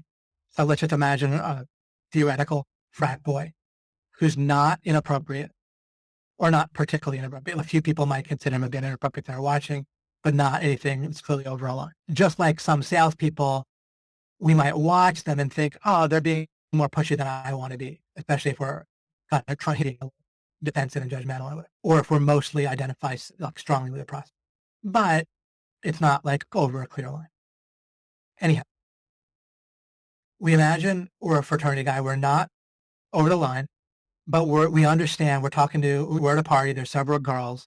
We understand that a workable number of them might be a yes. And it might be zero that night, but over the course of a month of doing parties, or maybe depending on the guy or the situation, sororities and their culture, but I don't even know. I have no idea. Maybe once every 3 or 4 parties, they sleep with someone, maybe once every more, I don't know.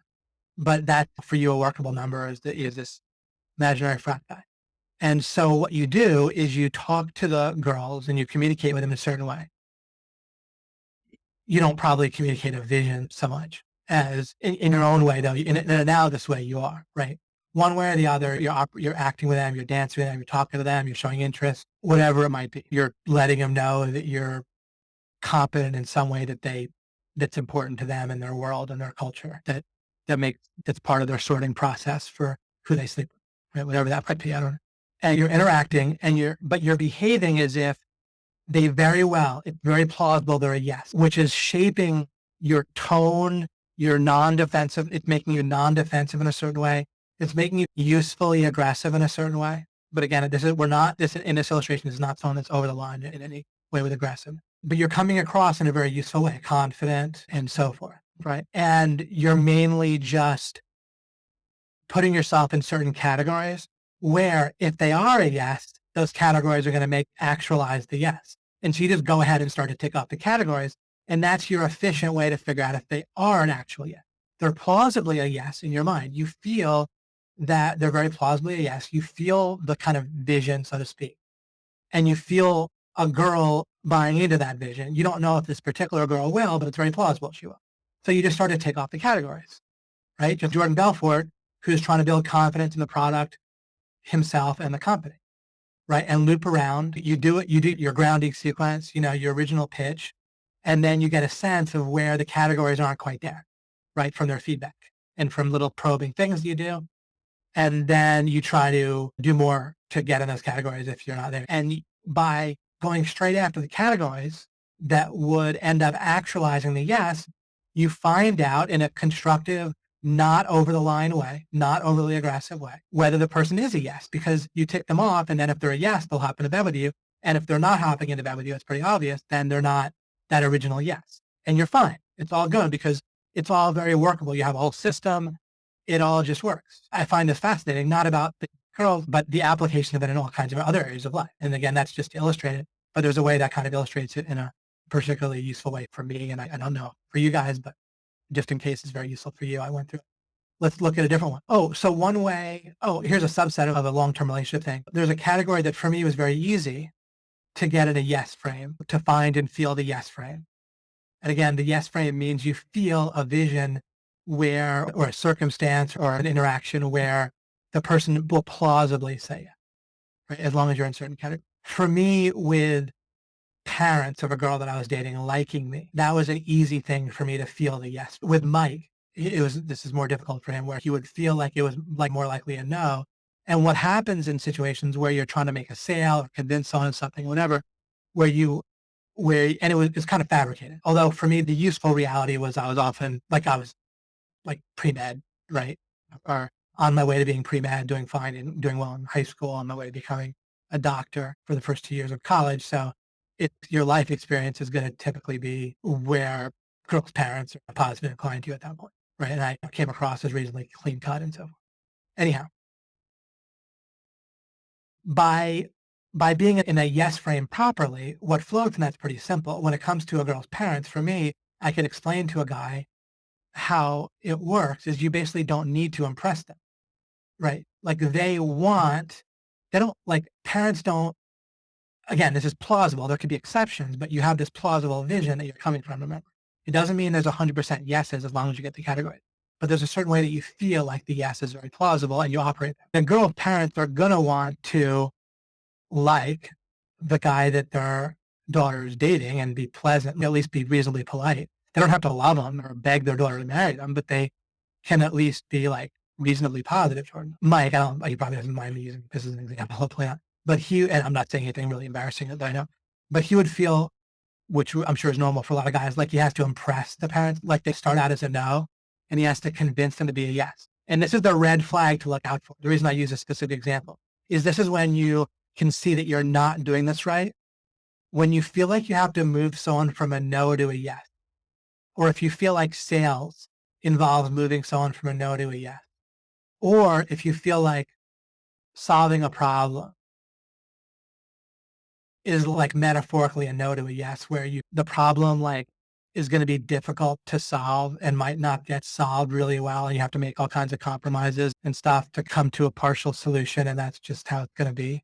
And mostly you're going to have to suffer through it or whatever. Then that's the analogous thing with problems having solutions.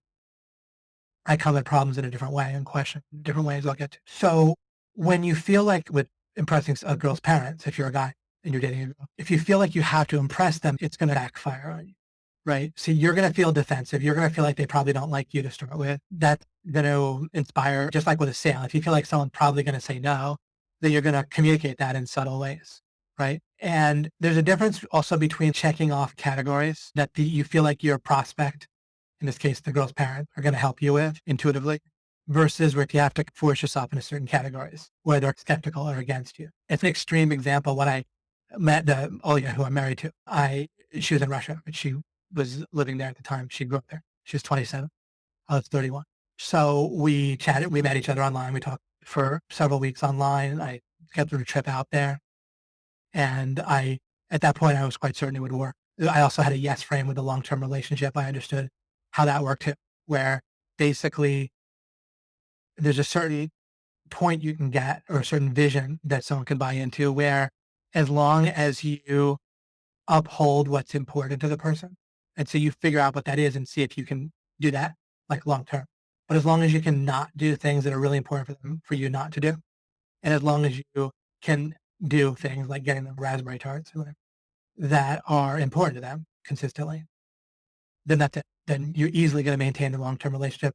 I do it over and over again in business and personal relationships, and in my relationship with my wife. It's very easy with my son. He likes me an extreme amount in a kind of very pure way that's not tainted, which often with kids it actually is. They got mixed feelings, like they love like their parents or so on, but they also have these feelings like not wanting them around at certain times when they're gonna feel like they're gonna be a problem or object or not let them do what they want.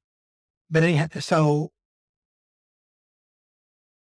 with the so then I went to visit her and we were staying in like a hotel in the same town that she lived. She had an apartment that she bought that was being built, or the building was being built, and so she didn't have like her own apartment at that point yet. And so we stayed in a hotel, and I met her dad just briefly, and we didn't I don't speak Russian, he didn't speak English, so we don't speak the same language. I knew a few words, but that's about it. But I just smiled, shook his hand, and genuinely smiled and shook his hand and said hello, and just did what I think just that obvious natural habit or obviousness. I was carrying her suitcase, right? And that was it.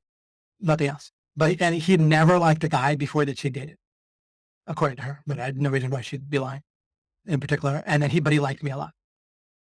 How funny is that? But that is, none of this has to do with any of these examples, patting myself on the back or criticizing myself in the case of the other, whatever situation. It's such a powerful illustration of how easy sales, so to speak, or solving a problem, whatever, how easy things can be when you find like when you come from the yes frame, and then you just click the categories. And this is just a kind of a humorous, right, small thing, but I taught Mike this. I was like, look, what you do with a girl's parents is you smile and you shake their hand, basically, something analogous to that. But basically you smile and shake their hand, including the mother. You shake their hand. That's the default, right? You don't even hug them. If they go to hug you, definitely hug them. But you start with just shaking their hand. That's what you offer. You smile, look them in the eye reasonably, not that long, and look them in the eye, smile, shake their hand, and otherwise just assume they're basically going to like you, and just be simple. I don't mean stupid. I just mean keep it fairly simple, because you can almost only screw things up at that point, right? What I mean is you just generally agree with what they're saying, like without fawning. Like if you disagree about something that's obviously innocuous, that's helpful because then it looks like you can think for yourself. But if anything important, honestly, like political stuff, I personally wouldn't date a girl who had strongly different politics than me. But mostly it comes down to that. But it's a hilarious example with the situation with their parents. Of course, they still like me because obviously at that point, dude, their daughter's just happy and no obvious problems. And then, of course, they're just going to stay happy. And then I mentioned the long-term relationships on the whole. It just comes down to important things that they both want positively and important things for someone not to do, right? Like important pet peeves, important things that they like. People don't have that many of those things.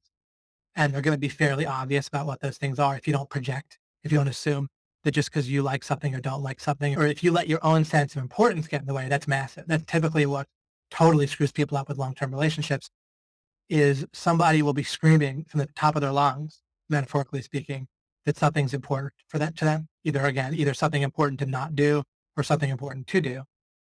And it'll be so easy to see, except much like in your normal life, it's very easy to see what's important. Megan was talking about stepping back and thinking about like alternative use. So, and getting the vacuum and the help, moving around was important.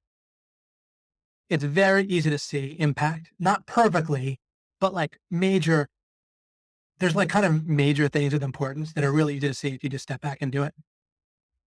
But that otherwise you won't see, but they're really easy to see once you actually look. And it's the same thing with people and relationships. It's really easy not to see what's important to people if you just don't look by projecting, by assuming or dismissing or, oh, that could possibly be important because that's just not important. Never, ever. If someone that you at all want any kind of long-term relationship with, including a customer or a business associate or joint venture partner, obviously romantically or whatever, anyone that you want a relationship with, your neighbor, if you want to have a positive relationship long-term with them, if they make it clear something's important, do not dismiss it no matter how much fabricated certainty you have. That thing is not important, right? As a matter of fact, the more unimportant it generally might seem, the more points you'll typically get for treating it as important because people often treat it like it's not important, right? As a practical matter, not one guy, my wife is 27 and she's quite reasonably attractive or very attractive. However, obviously people have different tastes, but not one guy up through she was 27 figured out to basically massage her nicely and consistently. Like her back would easily feel tense or in pain or whatever, different thing. And not one guy, right? How stupid is that? Let's stipulate. I'm not saying this is actually true. I'm saying stipulating is not asserting something. Let's stipulate that she's a very desirable prospect for a wife, right? Beautiful, mature, responsible, good core character. I'm stipulating that. I'm not saying it's true, but it's certainly plausible. That's my experience. All someone, let's say they had to do, of course there's more to it, but you could say there's more to it, but if you have to do a certain thing, basically, if something would give you a massive advantage and it's something you really would want, then obviously you should figure that massive advantage out if it's fairly simple, right? I don't know if it's saying it's a deal breaker or not, but if it's going to give you a massive advantage, but not one person figured it out, which is poignant, right? If we get over the fact that I'm giving a kind of a personal reference or example, if we just look at it, here's something where it's a massive advantage for something guys really want to marry someone pretty terrific, right? And they were dating the person in the first place and they were interested in marriage, right? A number of them. And they could not figure out something that fairly simple, which means what? That they're not looking, which means it's really easy not to look. Whenever we spot that behavior in someone else, we don't want to feel superior. We want to realize we've got to be doing the same thing in some areas of life, right? Like we have the same kind of blindnesses as everyone else. If we see everyone else is blind, we got to start by assuming, right? If I look around me and everyone's a Nazi, I assume I am going to be like a Nazi, not that I'm better than them, because I'm not, right? Because I'm not a Nazi. I'm not saying I am or am not better than people. Maybe I am better, but I don't know. And I certainly, if I spot a blindness, and as an actual heuristic, I have in practice spotted things in other people, and that's been very helpful for me figuring out that I must be doing the same thing, at least metaphorically.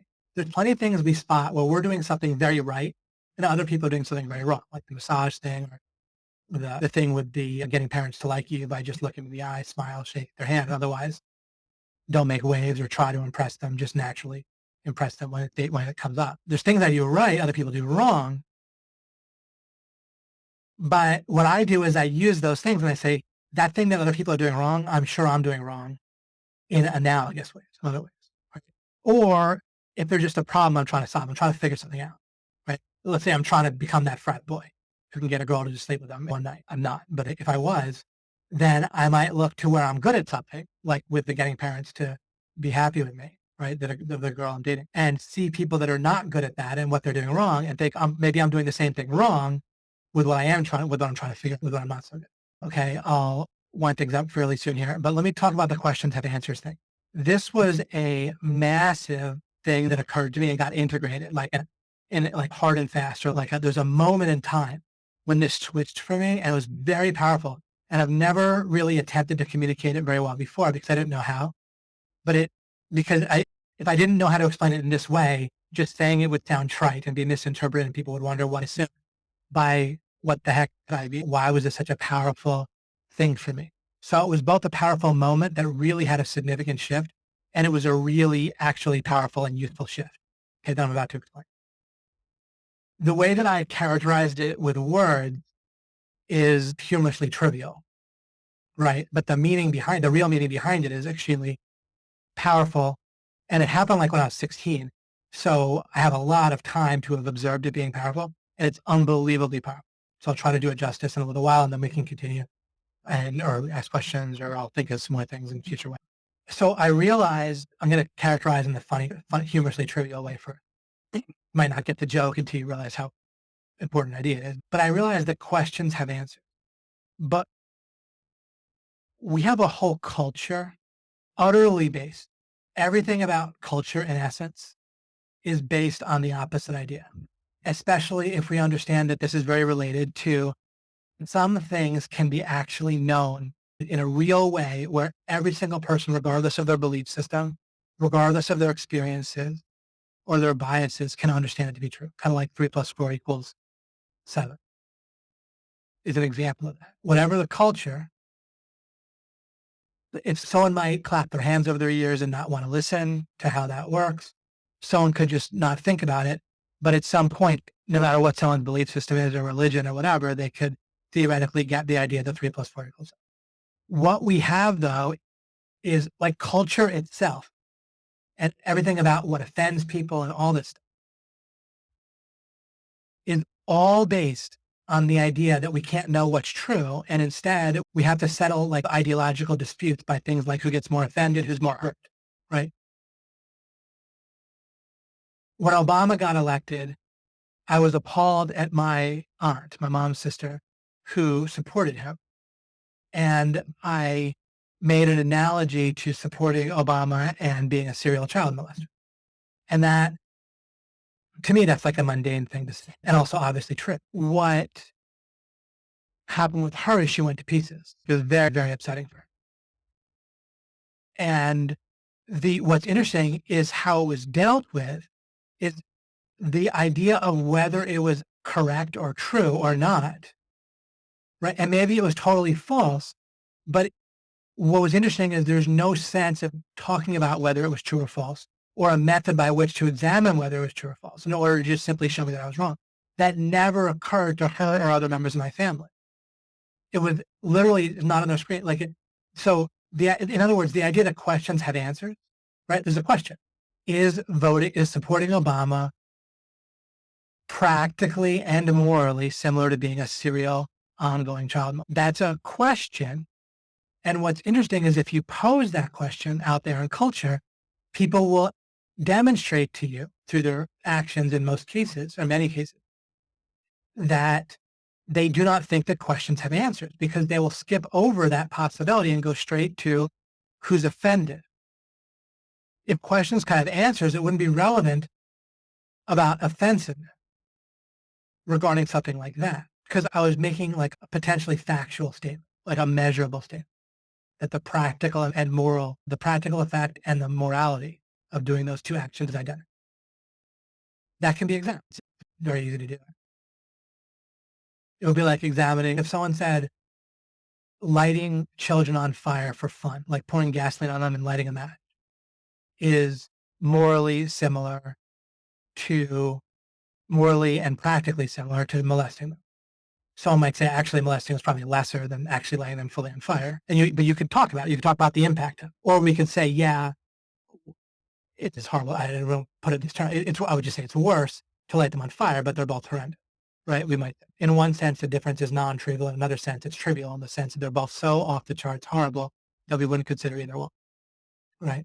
So you could discuss it, right? Similarly, there's no difference in principle with supporting a particular person for president and saying they're similar. You can just address the issue, right? If I were to say that saying hello to a child is the same as molesting them, we can address that and show how how it's a ridiculous statement. It's not the same, right? So you just address it. It's not, but instead, the only discussion is about whether or not it's offensive and whether or not someone's feelings are hurt. And then when you look around at interactions among people and families and so forth, it's pure who's more offended constantly, who's more of a victim and so forth in order to decide who's right about something, right? They decide who's wrong by who's more offended. And to be right, you have to be more hurt. So people learn to be more hurt, more hysterical because it's like an adaptive mechanism. They get what they want through hysteria, right? Through feeling more hurt. To get through to these people at all, to even start, I have to act like I'm so hurt by taxes. They can't conceive that just stealing from someone is wrong or extorting is wrong. They have to feel like someone's actually hurt, miserable, actually just devastated for them to even begin to even conceive of something being wrong for many people. And in no way do I point out the thing with liberals and stuff there. But when I say that people act as if questions don't have answers, I'm talking about everyone, right? They don't act that way. They don't act as if we can actually know answers to questions. They act as if, like when you act as if questions have mostly arbitrary answers, right? Like kind of, oh, it's people talk about a scientific consensus as being relevant to truth, then that implies that science can't prove something some other way. You can't address a scientific question through the scientific method. You can only address it apparently through a consensus. If I'm making an if-then statement. If somebody refers to consensus among scientists as proof, then they're implying that showing proof through the scientific method is not good enough or basically isn't sufficient or look right. If you go to a lesser method or solution, then you're implying that the greater one is not possible, right? If I tell you that you can stay at one of two cheap hotels, it must mean that there's some reason why I'm writing off staying at a nice expensive hotel, right? If I'm leaping straight to a lesser solution, I'm just giving that to illustrate what I mean by a lesser solution, right?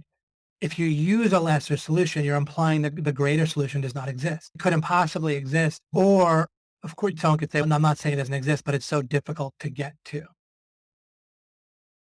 Okay. So we could put more words into questions of answers and say, it occurred to me that questions have answers in a way that is very workable. Workable, again, in the sense of that they're not impossibly difficult. Like the bang per buck on actually seeking and then gaining with the potential to get the answer to questions, to important questions, is there. It's positive. It's workable. And I realized that in a very poignant way. And so what happens is my process is so different. So because people just write off or assume that really answering questions in a clear and correct and useful way is so often the bang per buck isn't there. It's not, the ROI is not there. The return on investment is not. And then they go for the lesser crappy solution, right? The minute you're trying to talk about who's more offended regarding truth, you're asserting, in essence, very strongly that actually seeking truth is not worth it. It's pointless. There's no benefit, right? So we have a whole cultural way of arbitrating who's right through a different way. But the only reason for that whole cultural edifice on who's more offended and so forth, or who's more powerful in other cases, right? This person's right because they're in a position of power or whatever. Or social status, right? A major way to resolve things. But there's all these resolutions, social status, who's more offended, who's, I guess, boss is similar to social, right? Whatever kind of status you are being offended.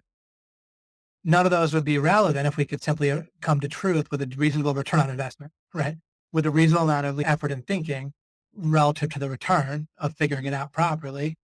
And I realized that another way to put this is that that I've been basically saying, but the ROI on getting clarity regarding important questions is wildly positive, whereas other people function as if it's not. And in practice, what that means is and this comes up all the time, like a lot of what I do is work on solving problems and coming up with creatives and stuff with right, for business or dealing with issues with people, like getting them to do stuff.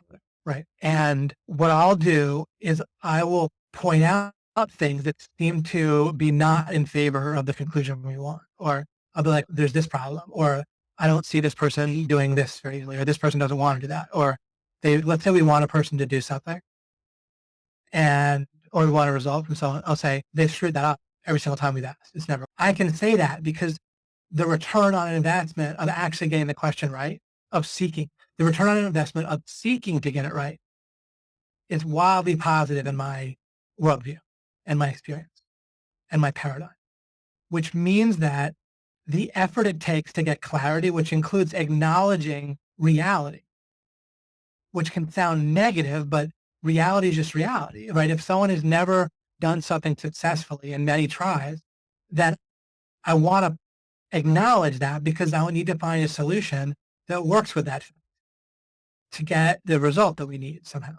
Maybe we ask a different person. Maybe we at least ask in a different way. Maybe we realize that they're blocked by this one thing and we figure out the block because we acknowledge the reality that it seems like they can do it. They say they're going to do it. They mostly do it and then it doesn't work. But then I say, this has not worked over and over again. And so we figure out, oh, here's probably why it is. There's a block. If we take care of that block, they'll do the rest. So we figure it out, right? Didn't take that long, but I do something that seems negative as part of that process. And in practice, often other people don't. Or when they do, it's like they're implying a conclusion, which is let's not bother. I don't mean that. I'm investing in getting the real answer and solving the problem for real. In my experience, the return on investment of really solving problems properly, of thinking through things, examining my platform, all this stuff is real. So it's like the yes is there. Do you see? It's workable. It's like the question is a prospect, like a sales prospect. And enough of the time, the question gets solved, the problem gets solved, the question gets answered in a real, clear, useful, breakthrough, insightful way. And that happens enough of the time so that if I just acknowledge reality, metaphorical to ticking off categories, if I just tick off boundaries, if I acknowledge this hasn't worked in the past, if I acknowledge, but they have done this, that, and the other thing that show they have the talent for it, right? Like I tick off parameters, boundaries, things that are relevant. And then the answer fills itself in a very workable amount of time.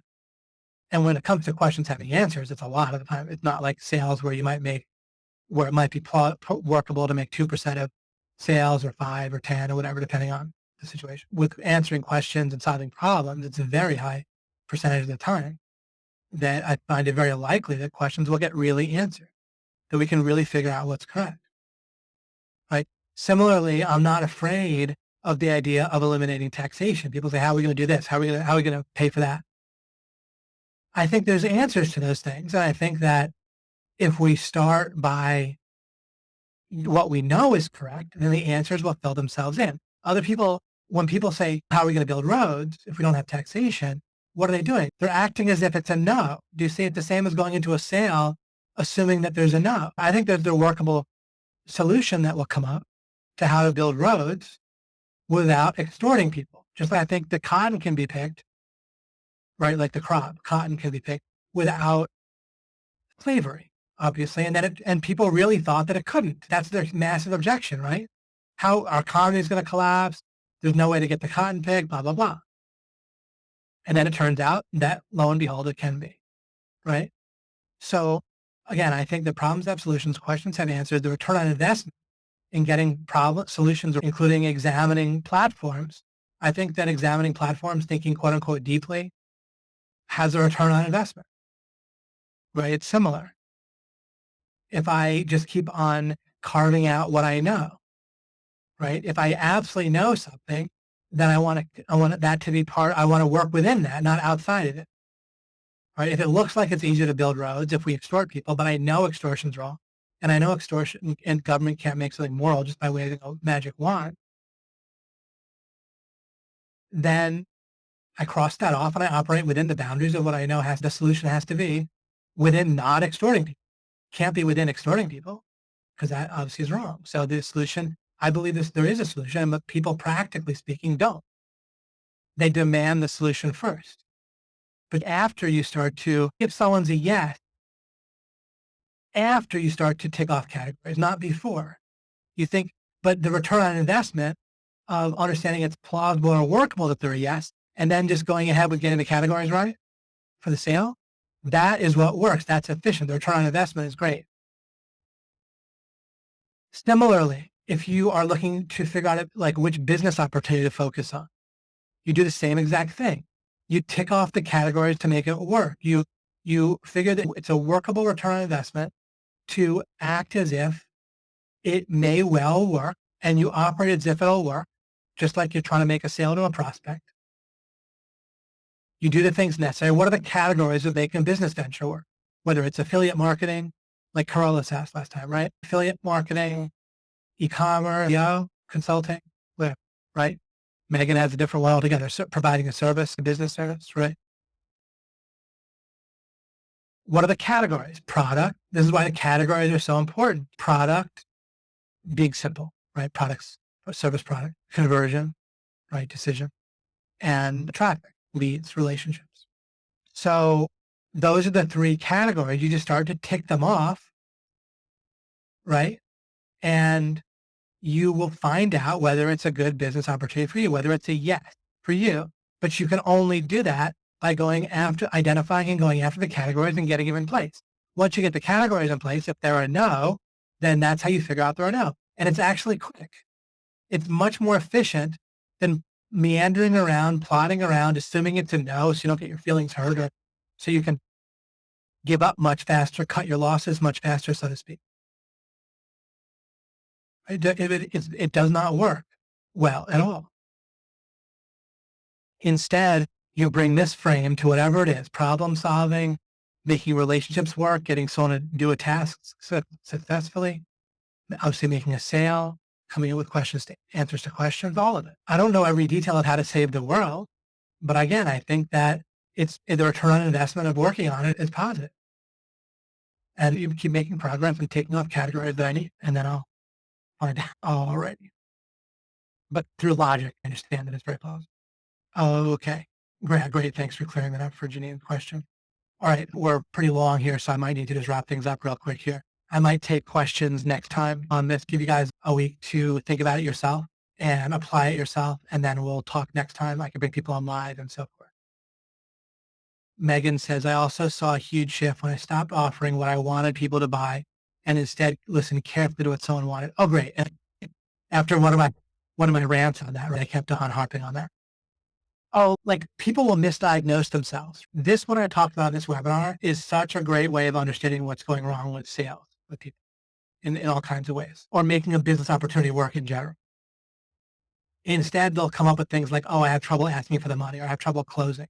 That's a symptom, not a cause, right? It's the same thing, like going back to, I like the illustration because it's so clear for some reason. But if we think of girls sleeping with a frat boy, right? It's easy. The problem, like closing, right? Making it happen, having the person sleep with you, jump into bed with you. It flows from the frame and the categories and so forth, right? And then they jump in. It becomes easy and obvious. If closing is hard, it's because you started typically with the no and flowed badly from there, and then you're totally in the wrong place and you're trying to close, right? Trying to get a girl to sleep with you when you've screwed everything else up ahead of time. There's nothing you can do, right? So you can say, oh, I have trouble getting them to hop into bed with me. It looks like they're interested. But actually, they're probably not. They're just being polite and wishing for the date over anyway, right? Maybe. Or maybe you're doing something but has nothing to do with getting to sleep with you. They might be interested in getting to know you over time and so forth, but they're not going to happen to that night because you didn't get the whole context right ahead of time. Again, nothing to do with actually doing that or the morality of doing that in either direction, but just an easy, quick way to picture it in a poignant way. Cool. Megan wrote, then I saw what I could offer that would match that. Right. You listen carefully to what someone wanted. Remember, the big thing of listening carefully, listening is super easy, but there's one big block, which is projecting what you think should be important. Not even what you is important. See, what people do is actually blur is and should. It's fine to have a sense of what is important to you, but what'll get invisibly blurred in there and will blind you, and this is very important what I'm saying here, is when you feel like something should be important. A poignant illustration of this is an abuse victim who believes that they should continue to feel pain and their life should continue to be screwed up. They should make bad life choices because of that abuse, or else the abuse wasn't real. And the person wasn't raw, and they need that person to be wrong, which of course they were, right? But the person's wrong because of a property rights violation. You don't need to be hurt 40 years later or 20 years later or a week later in order for that person to be wrong. That person is wrong anyway, right? And they don't need to be wrong anyway in your mind. That's irrelevant. Once you let go of justice, you want people to be right, not just be wrong. So what'll happen is an abuse victim will invisibly feel, I'm using this as a parallel to how we can blind ourselves to what's important to other people, to hearing what's important to other people. An abuse victim will invisibly feel with this full fabricated certainty that they don't realize that they should feel bad for this whole ripple. And it flows from other frames I just quickly mentioned, right? Otherwise the person's not wrong, but it'll feel so very strong because it's a ripple of frame.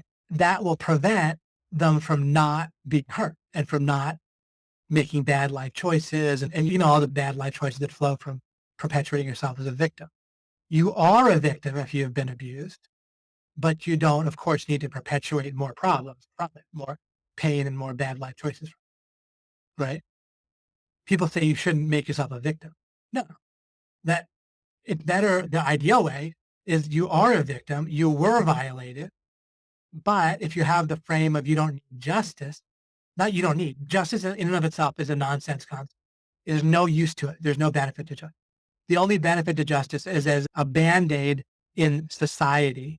When you band together and punish transgressors, then society will function better on a survival level. That's where that comes from. But that doesn't make it a useful concept. It's like a Band-Aid that flows from another wrong frame, basing things on survival. But anyway, that's where it comes from. But you let go of justice, you understand you don't want justice. You want people to get ideas right. You might need to, as I say, you might need to stop someone, including even killing them in an extreme case, theoretically. I'm not suggesting anyone kill anyone or not. I'm just pointing out so we get the outer frames right and the rest of it flows. But anyhow, the important thing here for the parallel is that invisible, powerful feeling of should. What's going to prevent you in business from hearing your customers, if there's anything preventing you, of course, with Megan, she figured it out. But is that you feel like certain things should not be important and you hardly realize you feel that way. And that'll blind you. So you need to do your best not to have that happen. And then Megan wrote, so it was more like a collaboration from the beginning to solve their problem. No need to push for a yes, because if I could offer what they wanted, they were usually ready to say yes, as long as other smaller factors lined up. Exactly. So you, through a different route of collaborating and listening to them, got in the correct frame. Plenty of times we get in this correct frame, but now we can identify it pervasively and also stay there, which is this kind of yes frame of mind, which doesn't mean they're going to say yes. That's like a mindset thing where you're trying to pump yourself up. They're going to say yes. Not what I'm saying. Instead, it's plausible they'll say yes if they buy into this vision, even probable, depending on the niche and the sale you're trying to make or the part of life, right? Sometimes it's more than 90% of the time. Sometimes it's 5% of the time. Whatever it is, it's workable in that area or realistic in that area. But you got yourself in that where it was normal for you. You realized that if you offer this certain thing, it was very plausible they were going to say yes. And you just had to take off. And the best way to find out if they were going to say yes was you just take off the categories that they need. You're competent, you're trustworthy, you understand, you've done the same thing, you've been in their shoes with SEO, yada, yada, right? With providing SEO content, which Megan does. And then it all worked. It's a great example of this in action kind of audit without even hardly realizing this specific idea.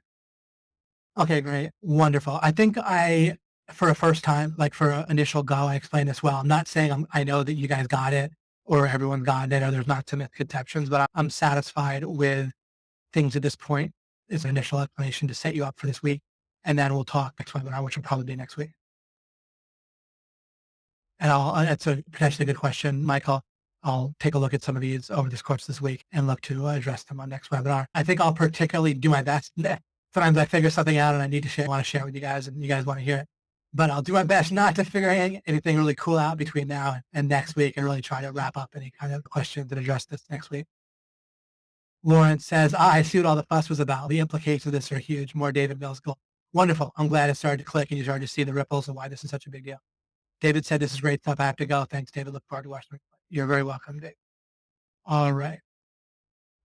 Faith says, I like this behave as if they want to say yes. But practically, how do you, as a startup, feel that the investor wants to say yes to investing in the business? Remember, there's a nuance here. You're just thinking, you're getting to the point where it's workably plausible that they're going to say yes, not that they want to say yes. It's workably plausible that they want to say yes. Now, your question still stands. No matter what, right? No matter what venture you're doing, including trying to get funding, what I'm saying has to be true. There has to be, for you to have any chance of succeeding, there has to be a workable number of people where it's plausible they're going to say yes, where they'll actually say yes if you tick off the category, right? Even if it's 1 in 1,000 for venture capital, whatever it is, as long as it's workable for what you're doing, then you still need to figure out, and you say, how do you figure it out? You think about it, you talk to people, you keep working at it till you come up with a vision. But if you want a mental picture, use the mental picture I use for SEO consulting.